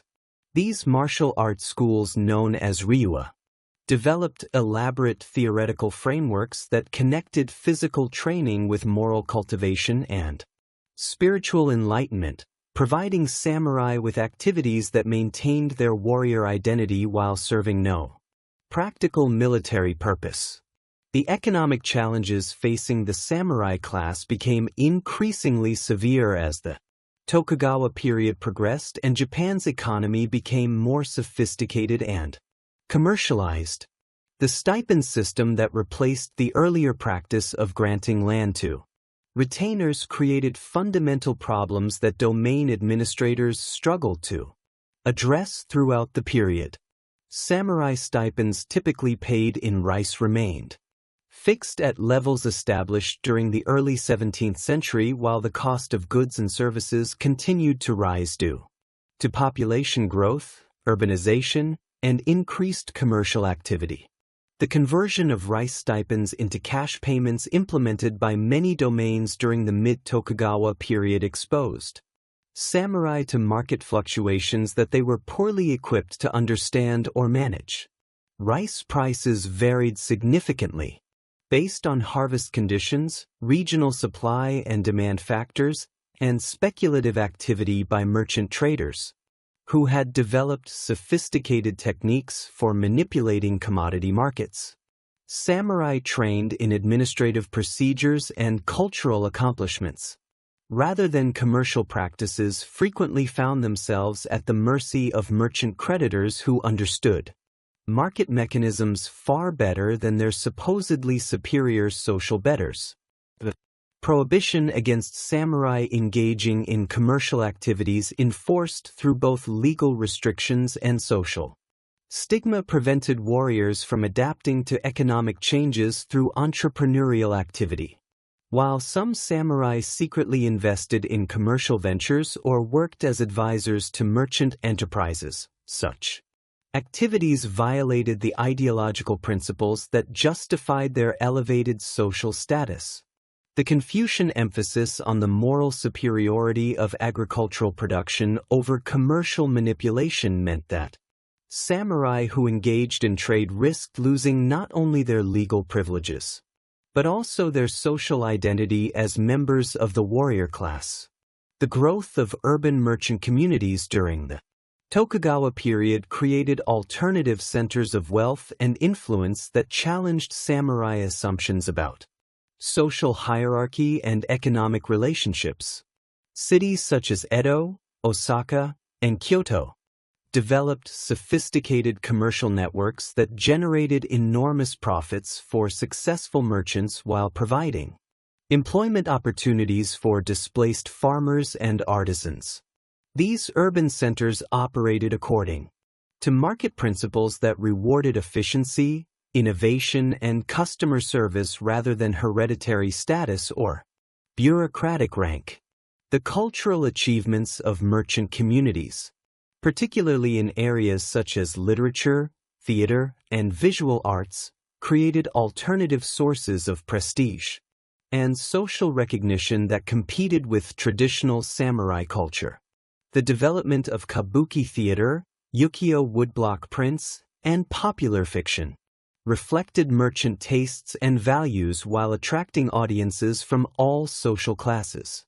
These cultural forms celebrated commercial success, romantic love, and individual achievement in ways that directly contradicted the Confucian ideology that justified samurai superiority. The increasing indebtedness of both individual samurai and entire domains created systemic problems that threatened the stability of the Tokugawa system. Many samurai borrowed money from wealthy merchants to maintain the lifestyle expected of their social position, using their stipends as collateral for loans that often exceeded their ability to repay. Domain governments faced similar problems on a larger scale, borrowing from merchant financiers to fund senkinki obligations, infrastructure projects, and disaster relief while struggling to service their debts from agricultural tax revenues that remained relatively static. The social tensions generated by these economic disparities became increasingly evident during the later Tokugawa period, as impoverished samurai observed the growing wealth and influence of merchant families who theoretically occupied the lowest position in the social hierarchy. The spectacle of debt-ridden warriors seeking loans from prosperous merchants who lived in luxury while maintaining humble public personas created cognitive dissonance that undermined confidence in the existing social order. Some samurai began questioning whether a system that rewarded commercial success while impoverishing the warrior class truly reflected natural law and moral principles. The development of rangaku, or Dutch learning during the 18th century, provided some samurai with access to Western scientific and technical knowledge that offered alternatives to traditional Chinese-derived scholarship. The study of European medicine, astronomy, geography, and military technology attracted intellectually curious samurai who recognized the practical limitations of conventional Confucian education. However, the government's restrictions on foreign contact and the social stigma associated with excessive interest in barbarian knowledge limited the spread of these ideas and their impact on samurai culture.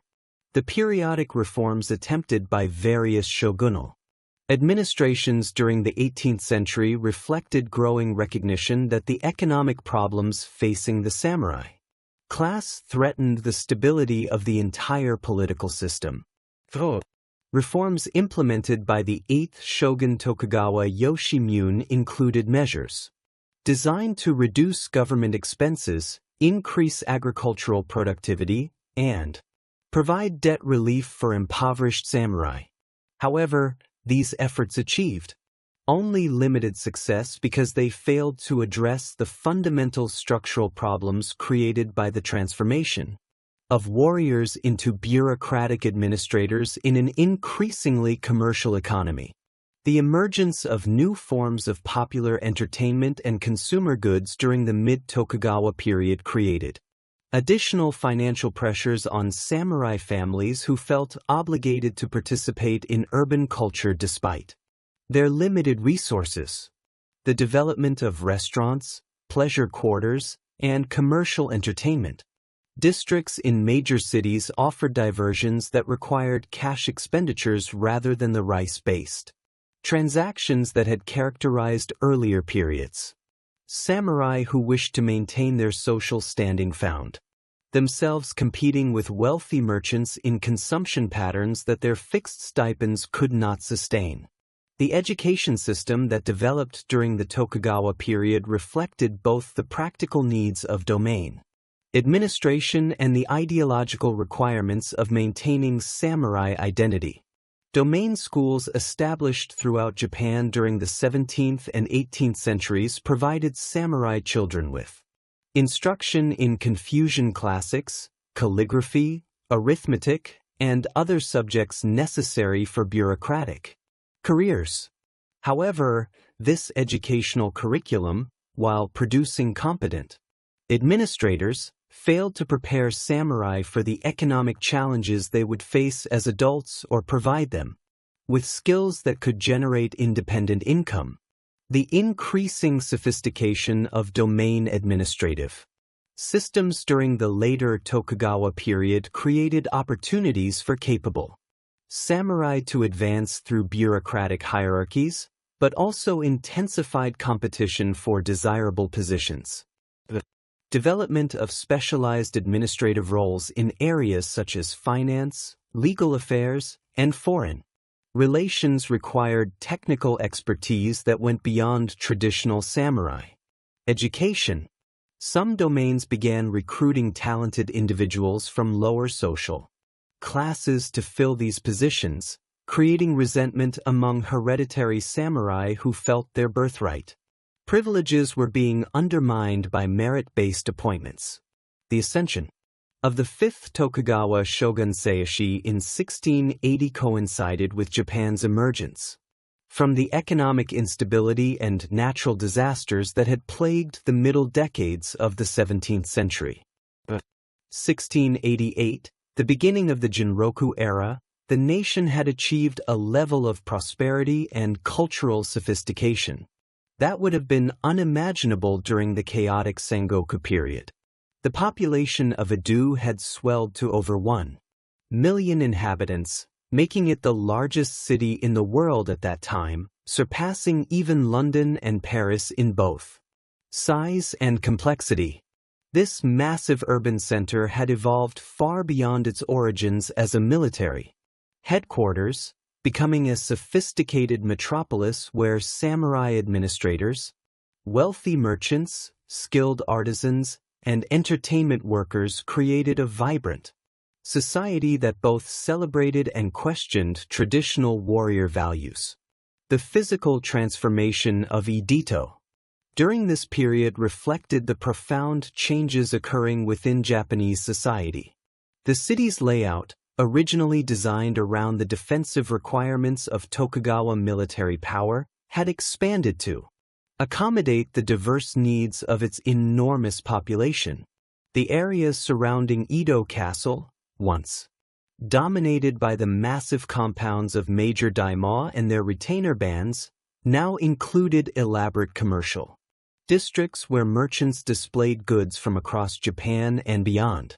The Nikenbashi district had become the commercial heart of the nation, where rice brokers, silk merchants, and money changers conducted transactions that affected prices throughout the archipelago. The development of sophisticated urban infrastructure during the Jinroku period demonstrated the administrative capabilities that the Tokugawa system had developed through decades of peaceful governance. The city's water supply system, drawing from distant mountain sources through an intricate network of wooden pipes and stone channels, provided clean water to neighborhoods throughout Edo. The waste management systems involving coordinated collection and disposal operations that employed thousands of workers maintained sanitary conditions that supported the dense urban population.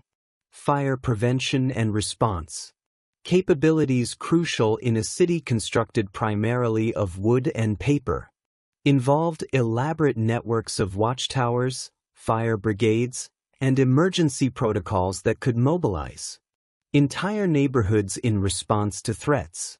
The cultural flowering that characterized the Jinroku era emerged from the intersection of samurai refinement, merchant wealth, and urban sophistication.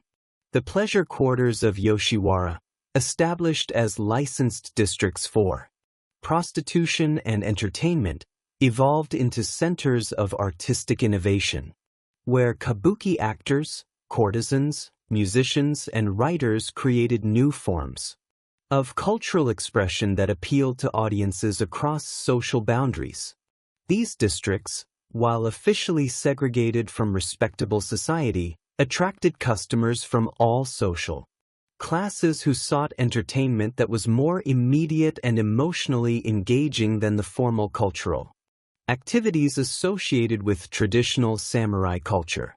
The emergence of ukiyo-e woodblock printing during this period revolutionized the distribution of visual art and created new forms of cultural communication that reached audiences far beyond the traditional elite. Artists such as Hishikawa Muranobu developed techniques for mass-producing images that depicted contemporary urban life with unprecedented realism and artistic sophistication.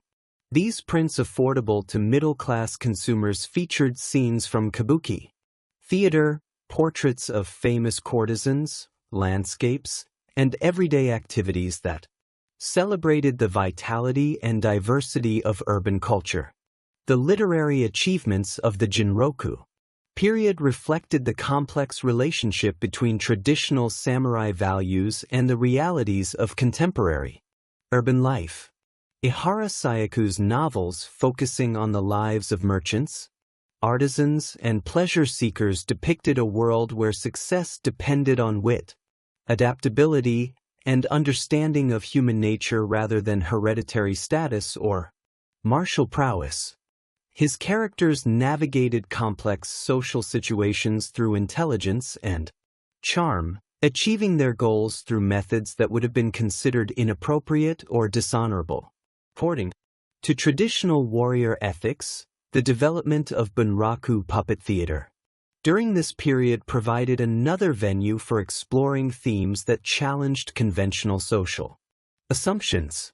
The plays of Chikamatsu Monzaman, combining historical subjects with contemporary social commentary, presented audiences with moral dilemmas that had no clear resolutions according to traditional ethical systems. The characters, whether historical figures or contemporary types, faced conflicts between social obligations and personal desires that reflected the tensions experienced by real people living in an increasingly complex urban environment. The Echo incident of 1703 emerged from this cultural context as a real-life drama that embodied the fundamental tensions between legal obligation and traditional concepts of loyalty and honor. The origins of this conflict lay in the complex ceremonial requirements that governed interactions between daimyo and shogunal officials during formal court functions. Asano Naganori, the young lord of the Eikyo domain in Harima province, had been appointed to assist with preparations for receiving imperial envoys at Edito Castle, a responsibility that required mastery of intricate protocols that had evolved over decades of Tokugawa rule. The specific incident that triggered the crisis occurred during a formal ceremony in the Matsu no Oroka, the Pine Corridor, of Edo Castle, where Asano drew his sword and attacked Kira Yashinaka, the shogunal master of ceremonies responsible for instructing daimyo in proper protocols. The attack, which resulted in minor wounds to Kira's face and head, violated the fundamental prohibition against drawing weapons within the shogun's residence and constituted an unprecedented breach of castle security. Contemporary accounts suggest that the assault resulted from accumulated frustration over Kira's demanding and allegedly corrupt behavior during the preparation period, though the exact nature of their dispute remains unclear. The shogunal response to this incident reflected the legal principles and political priorities that govern Tokugawa administration. Asano was ordered to commit seppuku the same day. His domain was confiscated and his retainers were dismissed from service, coming in without warning or preparation. This swift punishment demonstrated the government's determination to maintain order within the castle and preserve the ceremonial dignity that legitimized shogunal authority.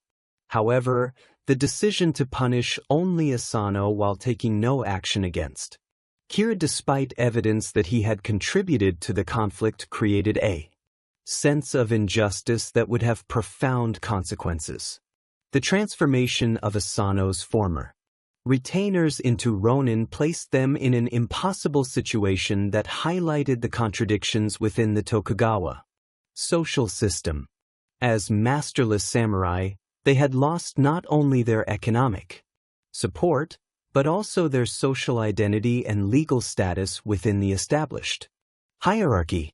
The traditional warrior code demanded that they avenge their lord's death and restore his honor, but any attempt to do so would violate the law and result in their own destruction. This dilemma reflected broader tensions within samurai society between traditional values that emphasized personal honor and loyalty and legal requirements that prioritize social stability and government authority. Aishi Yoshio, the former chief retainer of the Eikyo domain, emerged as the leader of those retainers who chose to pursue vengeance despite the legal consequences. His careful planning over nearly 2 years demonstrated both the strategic thinking that characterized effective samurai leadership and the practical challenges facing any attempt to circumvent government security measures. Oishi recognized that success required not only careful coordination among the conspirators, but also deception, sophisticated enough to avoid detection by the extensive intelligence networks that the Tokugawa government maintained throughout Edito. The elaborate deception that Oishi employed to conceal his intentions involved adopting the lifestyle of a dissolute ronin who had abandoned samurai values in favor of pleasure, seeking and self-indulgence. He frequented the Yoshiwara district, engaged in public drinking and gambling, and behaved in ways that violated every principle of samurai conduct. This performance, maintained for months, while he secretly coordinated with other conspirators, required him to endure public humiliation and personal degradation that tested his commitment to the larger purpose. The psychological cost of this deception, which involved betraying his own moral principles in service of a higher loyalty, illustrated the complex ethical calculations that the incident forced upon its participants. The Assault on Kira's residence on the morning of December 14, 1702 demonstrated both the military capabilities that former samurai retained despite decades of peace and the careful planning required for such an operation in the heavily regulated environment of Edo. The 47 conspirators, divided into two groups attacking from different directions, overcame the guards and servants defending the compound through coordinated tactics that reflected their professional military training. The operation, completed in less than 2 hours, resulted in Kira's death and the recovery of his head as proof that their lord's honor had been restored. The aftermath of the vendetta created a crisis for the Tokugawa government that exposed fundamental contradictions within the official ideology. The Ronin had clearly violated the law and deserved punishment according to legal principles, but their actions embodied the loyalty and self-sacrifice that the government promoted as essential samurai virtues. Public opinion, expressed through popular literature, theater, and informal discussion, overwhelmingly supported the Ronin and viewed their actions as heroic examples of proper warrior behavior. This popular response placed government officials in the difficult position of punishing behavior that most people considered admirable and morally correct. The extensive deliberations that preceded the government's final decision reflected the complexity of the issues involved and the recognition that the resolution would establish important precedents for future cases. The discussions involving senior officials, legal scholars, and Confucian advisors explored questions about the relationship between law and morality, the obligations of retainers to deceased lords, and the proper balance between social stability and traditional values. The final decision to allow the Ronin to commit seppuku rather than executing them as common criminals represented a compromise that acknowledged their moral motivation while maintaining the principle that illegal actions must have consequences. The cultural impact of the AKO incident extended far beyond its immediate political implications to influence Japanese popular culture for centuries. The story transformed through kabuki, plays, bunraku performances, novels, and eventually films, became a foundational narrative that explored themes of loyalty, sacrifice, and moral conflict that resonated with audiences across different historical periods. The 47 Ronin became cultural heroes, whose actions provided a model for behavior that transcended the specific circumstances of their time and offered guidance for individuals facing conflicts between competing moral obligations. The flourishing of samurai intellectual culture during the Jinroku period reflected both the practical needs of domain administration and the philosophical questions raised by the transformation of warrior society. Neo-Confucian mize established in domains throughout Japan provided samurai with access to Chinese philosophical texts and scholarly traditions that had previously been available only to court nobles and Buddhist monks.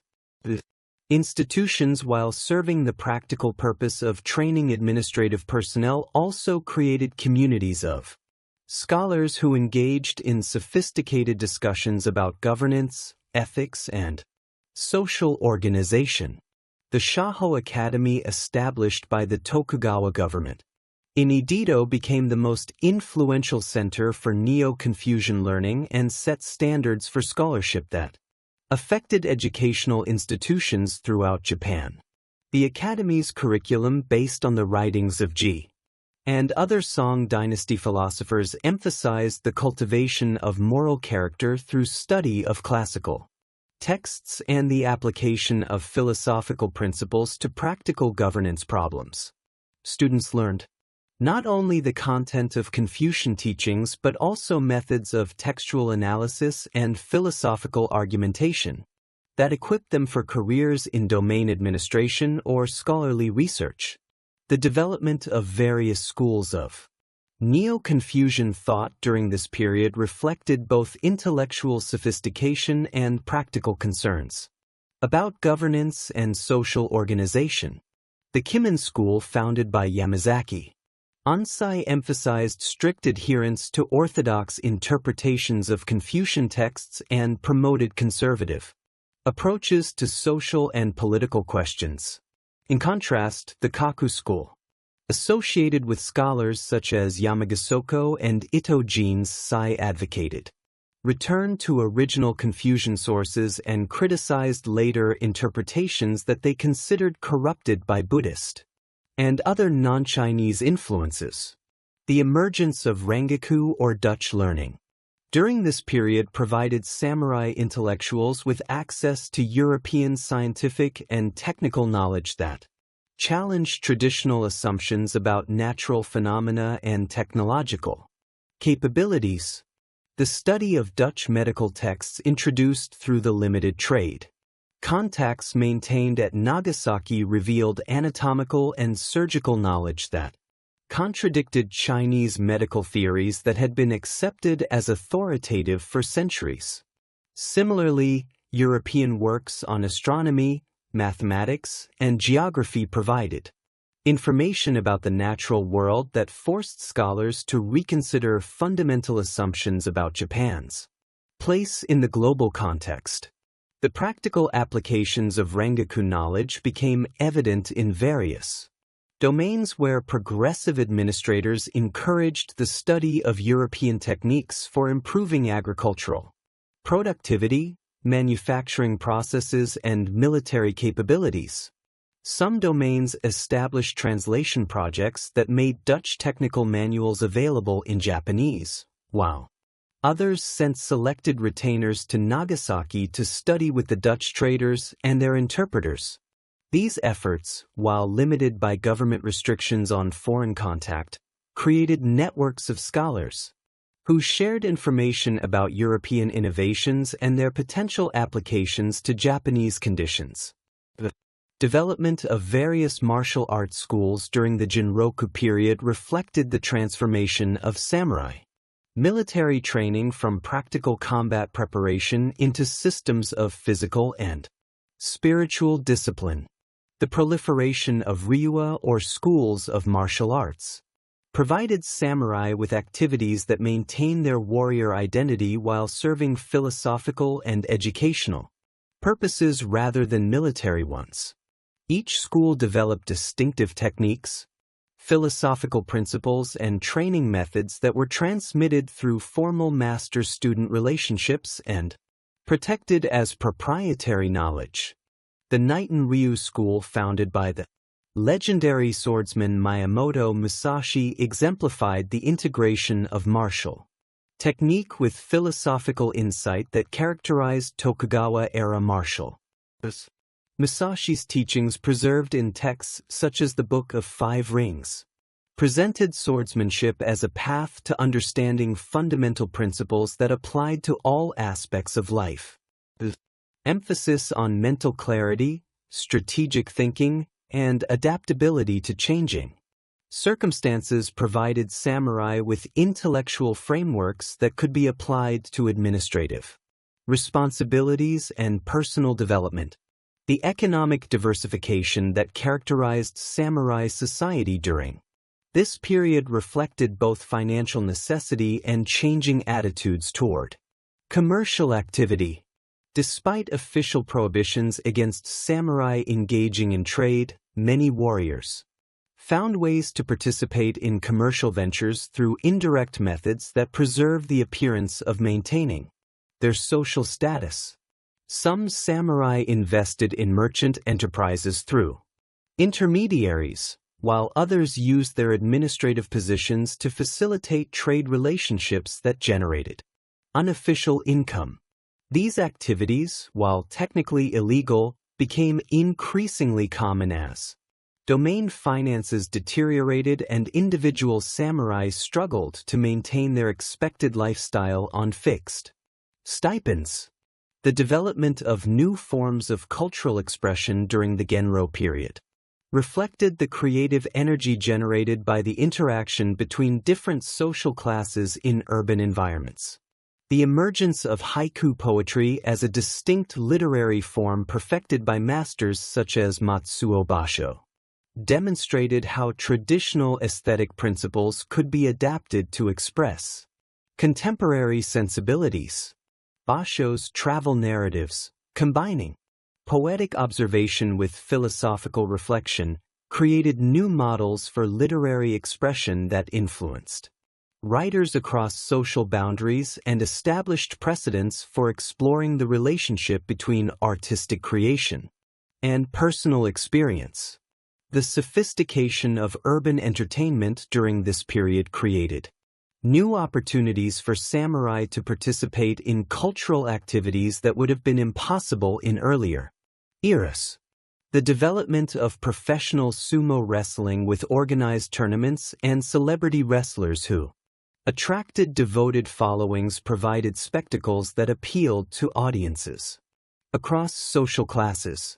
Similarly, the growth of commercial theater districts created venues where samurai could enjoy performances alongside merchants and artisans, participating in shared cultural experiences that transcended traditional social boundaries while maintaining their distinct identity through seating arrangements and behavioral protocols that preserved hierarchical distinctions. The cultural flowering of the Yenroku era had masked underlying structural problems that became increasingly apparent as Japan entered the second half of the 18th century. The sophisticated urban society that had emerged in Edo, Osaka, and other major cities depended on agricultural productivity that remained vulnerable to natural disasters. While the elaborate governmental systems developed during the early Tokugawa period struggled to address the financial crisis that plagued both individual domains and the shogunal administration itself, the mounting pressures facing the warrior class during this period would test the adaptability of institutions that had been designed for an era of stability and prosperity rather than the environmental catastrophes and economic disruptions that characterized the later Edo period. The Tenmei famine of 1782–1788 exposed the fragility of Japan's agricultural foundation and the inadequacy of existing relief systems. The crisis began with the eruption of Mount Asama in 1783, which ejected massive quantities of volcanic ash into the atmosphere and disrupted weather patterns across northern Japan. The resulting crop failures, compounded by unusually cold summers and early frosts, created food shortages that affected millions of people and strained the resources of domains throughout the archipelago. Contemporary records indicate that some regions experienced population declines of 20 to 30% of starvation, disease, and migration reduced communities that had been stable for generations. The samurai administrative response to this disaster revealed both the capabilities and limitations of Tokugawa governance systems. Domain officials trained in Confucian principles that emphasized the ruler's responsibility for popular welfare implemented emergency measures that included opening granaries, distributing seed rice, and organizing public works projects to provide employment for displaced farmers. However, these efforts required financial resources that many domains lacked, forcing administrators to choose between maintaining their retainer stipends and providing adequate disaster relief. The moral and practical dilemmas created by these choices undermined confidence in the existing social order and generated resentment that would persist for decades. The Tempo famine of 1833 to 1837, even more severe than its predecessor, demonstrated that the problems revealed during the 10M crisis had not been resolved through the reform efforts of the intervening decades. This disaster, triggered by a combination of volcanic activity, unusual weather patterns, and crop diseases, created widespread starvation that affected both rural and urban populations. The city of Edito, despite its sophisticated supply networks and government stockpiles, experienced food riots as desperate residents attacked rice warehouses and merchant establishments. These urban disturbances, unprecedented in their scale and violence, shocked samurai administrators who had assumed that their capital city was immune to the disorders that might affect remote, rural areas. The Ashiohi Hachiro Rebellion of 1837 emerged directly from the frustrations generated by the Tempo famine and the perceived inadequacy of official relief efforts. Former Osaka magistrate and accomplished Confucian scholar, had observed firsthand the suffering of urban poor. While wealthy rice merchants continued to export grain to other regions where prices were higher, his decision to lead an armed uprising against the Osaka city government represented a fundamental challenge to the principle that samurai should work within existing institutions rather than resort to violence against legitimate authority. The rebellion itself, though suppressed within a single day, demonstrated the potential for educated samurai to mobilize popular discontent against the established order. Ashio's proclamations, written in accessible language and distributed throughout Osaka's commercial districts, articulated grievances that resonated with audiences across social boundaries.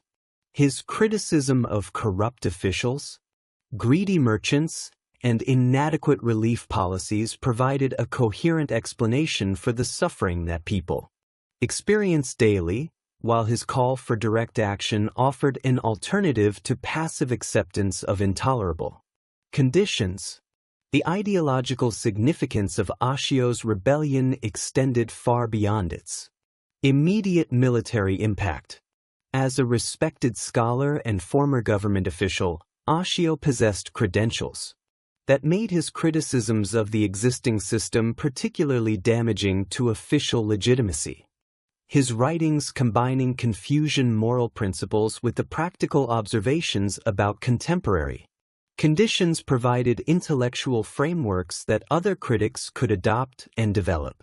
The fact that such a prominent member of the samurai class had concluded that armed resistance was necessary suggested that the problems facing Japanese society were more fundamental than routine administrative difficulties.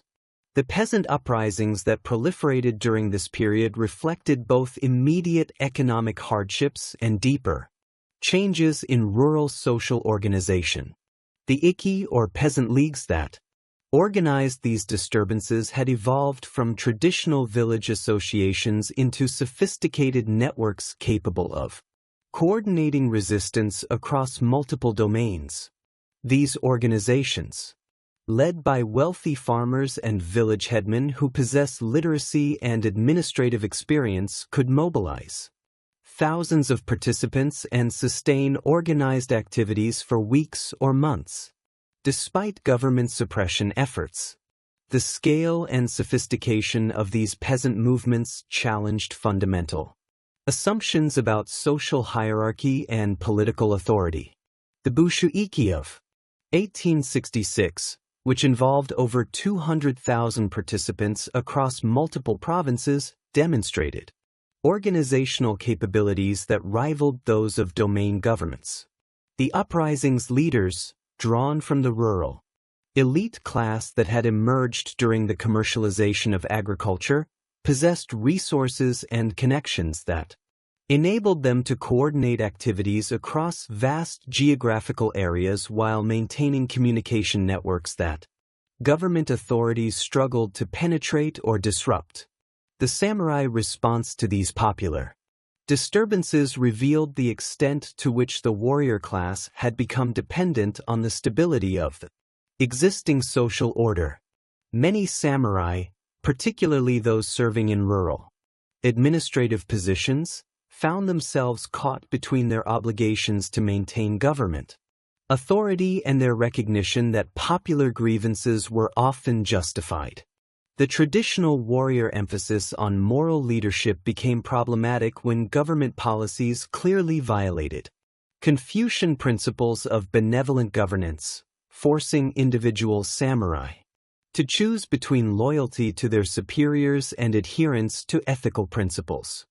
The Kyoho reforms implemented by the 8th shogun Tokugawa Yashimaru between 1716 and 1745 represented the first systematic attempt to address the structural problems that were undermining Tokugawa governance.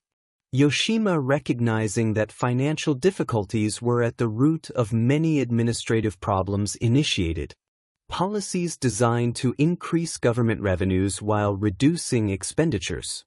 His approach combined traditional methods such as promoting agricultural development and enforcing sumptu laws with innovative measures that included encouraging the cultivation of new crops and establishing government monopolies over certain commercial activities.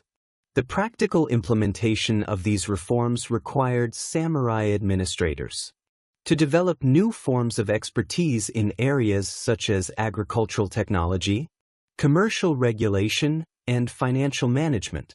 Domain officials found themselves responsible for promoting the cultivation of sweet potatoes, tobacco, and other crops that had not been part of traditional Japanese agriculture, while simultaneously learning to manage complex relationships with merchant groups who possess superior knowledge of market conditions and commercial practices. This expansion of administrative responsibilities create opportunities for capable samurai to demonstrate their value while highlighting the inadequacy of traditional Confucian education for addressing contemporary challenges. The Kant's reforms of 1787 to 1793, implemented under the leadership of senior counselor Matsudara Sadanobu, reflected a more conservative approach that emphasized moral regeneration and returned to traditional values as solutions to contemporary problems. Sadanobu, grandson of the 8th shogun and a prominent advocate of orthodox Neo-Confucian principles, argued that Japan's difficulties resulted from moral decay and departure from the ethical standards that had characterized earlier periods of prosperity and stability. The reform program included measures to strengthen samurai education, eliminate corruption in government administration, and restore the social boundaries that had become blurred through commercial development and urban sophistication. The educational initiatives implemented during the Kani established new standards for samurai training that emphasize classical scholarship and moral cultivation over practical skills. The expansion of domain schools and the standardization of curricula based on orthodox Confucian texts were intended to produce administrators who possessed both the technical competence and ethical foundation necessary for effective governance. During the late Tokugawa period, Japan faced immense social and political strains. Efforts to reform society often reflected conservative assumptions that failed to address deeper structural problems. The most ambitious attempt came with the Tempo reforms, 1841 to 1843, led by Mizuno Tadakuni. His policies aimed to relocate city dwellers to rural areas, suppress unauthorized commerce, and restore the ideal early Tokugawa order. But these measures ignored economic realities. People had moved to cities for opportunity, and commercial networks sustained urban life. Attempts to turn back time disrupted essential systems, provoked resistance, and revealed that Japanese society had long since outgrown its simple agricultural roots. Amid these reforms, intellectual currents stirred. Koku, national learning, challenged the dominance of Chinese thought, arguing for Japan's unique traditions as superior guides. Scholars like Motori Norinaga and Hirata Atsutane drew on ancient texts such as the Kojiki to assert Japan's cultural distinctiveness. This appealed especially to samurai disillusioned with Confucian orthodoxy. Combined with growing unease over foreign threats, Such scholarship laid ideological foundations for movements that would challenge the shogunate in its final decades. The most influential was Sano Joy, revere the emperor, expel the barbarians. This slogan offered a simple but powerful program that united samurai frustrated with Tokugawa authority and fearful of Western encroachment. It promised a return to imperial legitimacy and protection of Japanese sovereignty against foreign influence. Domains across Japan now faced practical challenges that forced new expertise in military, economic, and diplomatic fields. Western expansion, observed through Dutch learning and foreign ships off Japan's coasts, pressured leaders to modernize. Some domains adopted Western-style units with firearms and European tactics, others built coastal defenses. Yet modernization strained finances already burdened by Sankin Kotai and natural disasters. Samurai society split between those who favored embracing Western methods to preserve independence, and those who insisted that foreign influence must be resisted at all costs. Events in China deepened the sense of crisis. The Opium War, 1839 to 1842, showed how easily Western powers could overwhelm an Asian empire. Japanese observers feared that isolation might not shield them from the same fate. Samurai debated furiously, should Japan open and learn, or resist and fight? This uncertainty climaxed on July 8, 1853, when Commodore Matthew Perry's black ships steamed into Edo Bay. Their size, firepower, and independence from wind stunned Japanese observers. The Tokugawa government hesitated, paralyzed by lack of experience in foreign diplomacy. Perry, understanding Japan's political psychology, delivered President Fillmore's letter requesting trade and promised to return. His mixture of intimidation and restraint forced Japan to consider its options. The year between Perry's visits exposed profound divisions. For the first time, the shogunate solicited opinions from domains. Progressive leaders such as Shimizu Nariakira of Satsuma and Nabeshima Naomasa of Saga urged adoption of Western technology. Conservatives, especially near the imperial court in Kyoto, demanded rejection of foreign influence. In 1854, the Treaty of Kanagawa opened 2 ports to American ships and established limited relations. Though modest in content, its significance was vast. Japan had been forced, under threat, to abandon its isolation. Soon other Western powers demanded similar concessions. The Harris Treaty, 1858, imposed extraterritorial rights and trade restrictions, eroding sovereignty. Worse, the treaty was signed without imperial sanction, feeding outrage against the shogunate. The Sano Joy movement gained strength. Its call to restore imperial authority and resist foreigners resonated widely, and its Kokugo-inspired ideology provided moral weight. The shogunate struck back. The Ansei Purge, 1858 to 1860, led by 2 Naosuk, executed or imprisoned over 100 critics. But repression backfired, producing martyrs whose deaths only inflamed opposition. On March 24, 1860, Naosuk himself was assassinated outside Edo Castle by samurai from Mido and Satsuma. This dramatic act revealed the shogunate's vulnerability and escalated the political crisis. Ambitious Western domains such as Satsuma, Chashu, and Tosa began asserting autonomy, modernizing their militaries, and developing foreign connections while paying lip service to Tokugawa authority. Satsuma's pragmatism stood out. Under Shimizu Hisamitsu and advisors like Seigo Takamori and Okubo Toshimichi, the domain purchased modern weapons, trained troops in Western methods, and built industry, all while projecting loyalty. The Namamuji Incident, 1862, in which Satsuma retainers killed a British merchant who failed to show respect, provoked foreign retaliation and exposed the shogunate's inability to control its vassals. Meanwhile, the long arc of samurai history reemerged. Centuries earlier, During the Genpei War, 1180 to 1185, the Minamoto clan under Yoritomo had built the first warrior government at Kamakura. Unlike the Taira before them, the Minamoto did not simply insert themselves into Kyoto's courtly bureaucracy. They created parallel institutions, appointing provincial governors, establishing courts, and rewarding warriors with land. This system gave samurai real stakes in governance and marked the birth of the shogunate. The Taira, weakened after Kayamori's death in 1181, were undone by Minamoto victories under Yoritomo's brother Yoshitsun. His brilliant campaigns culminated in the Battle of Dan no Yura, 1185, where betrayal and naval defeat destroyed the Taira. Emperor Antoku drowned with the imperial regalia, ending their rule. Yoritomo, now supreme, ruled from Kamakura as shogun. That precedent echoed in the 19th century. Just as the Genpei War had shifted power from Kyoto aristocrats to warrior rule, the crisis of the 1850s and 1860s shifted power from the Tokugawa to new coalitions of reformist domains.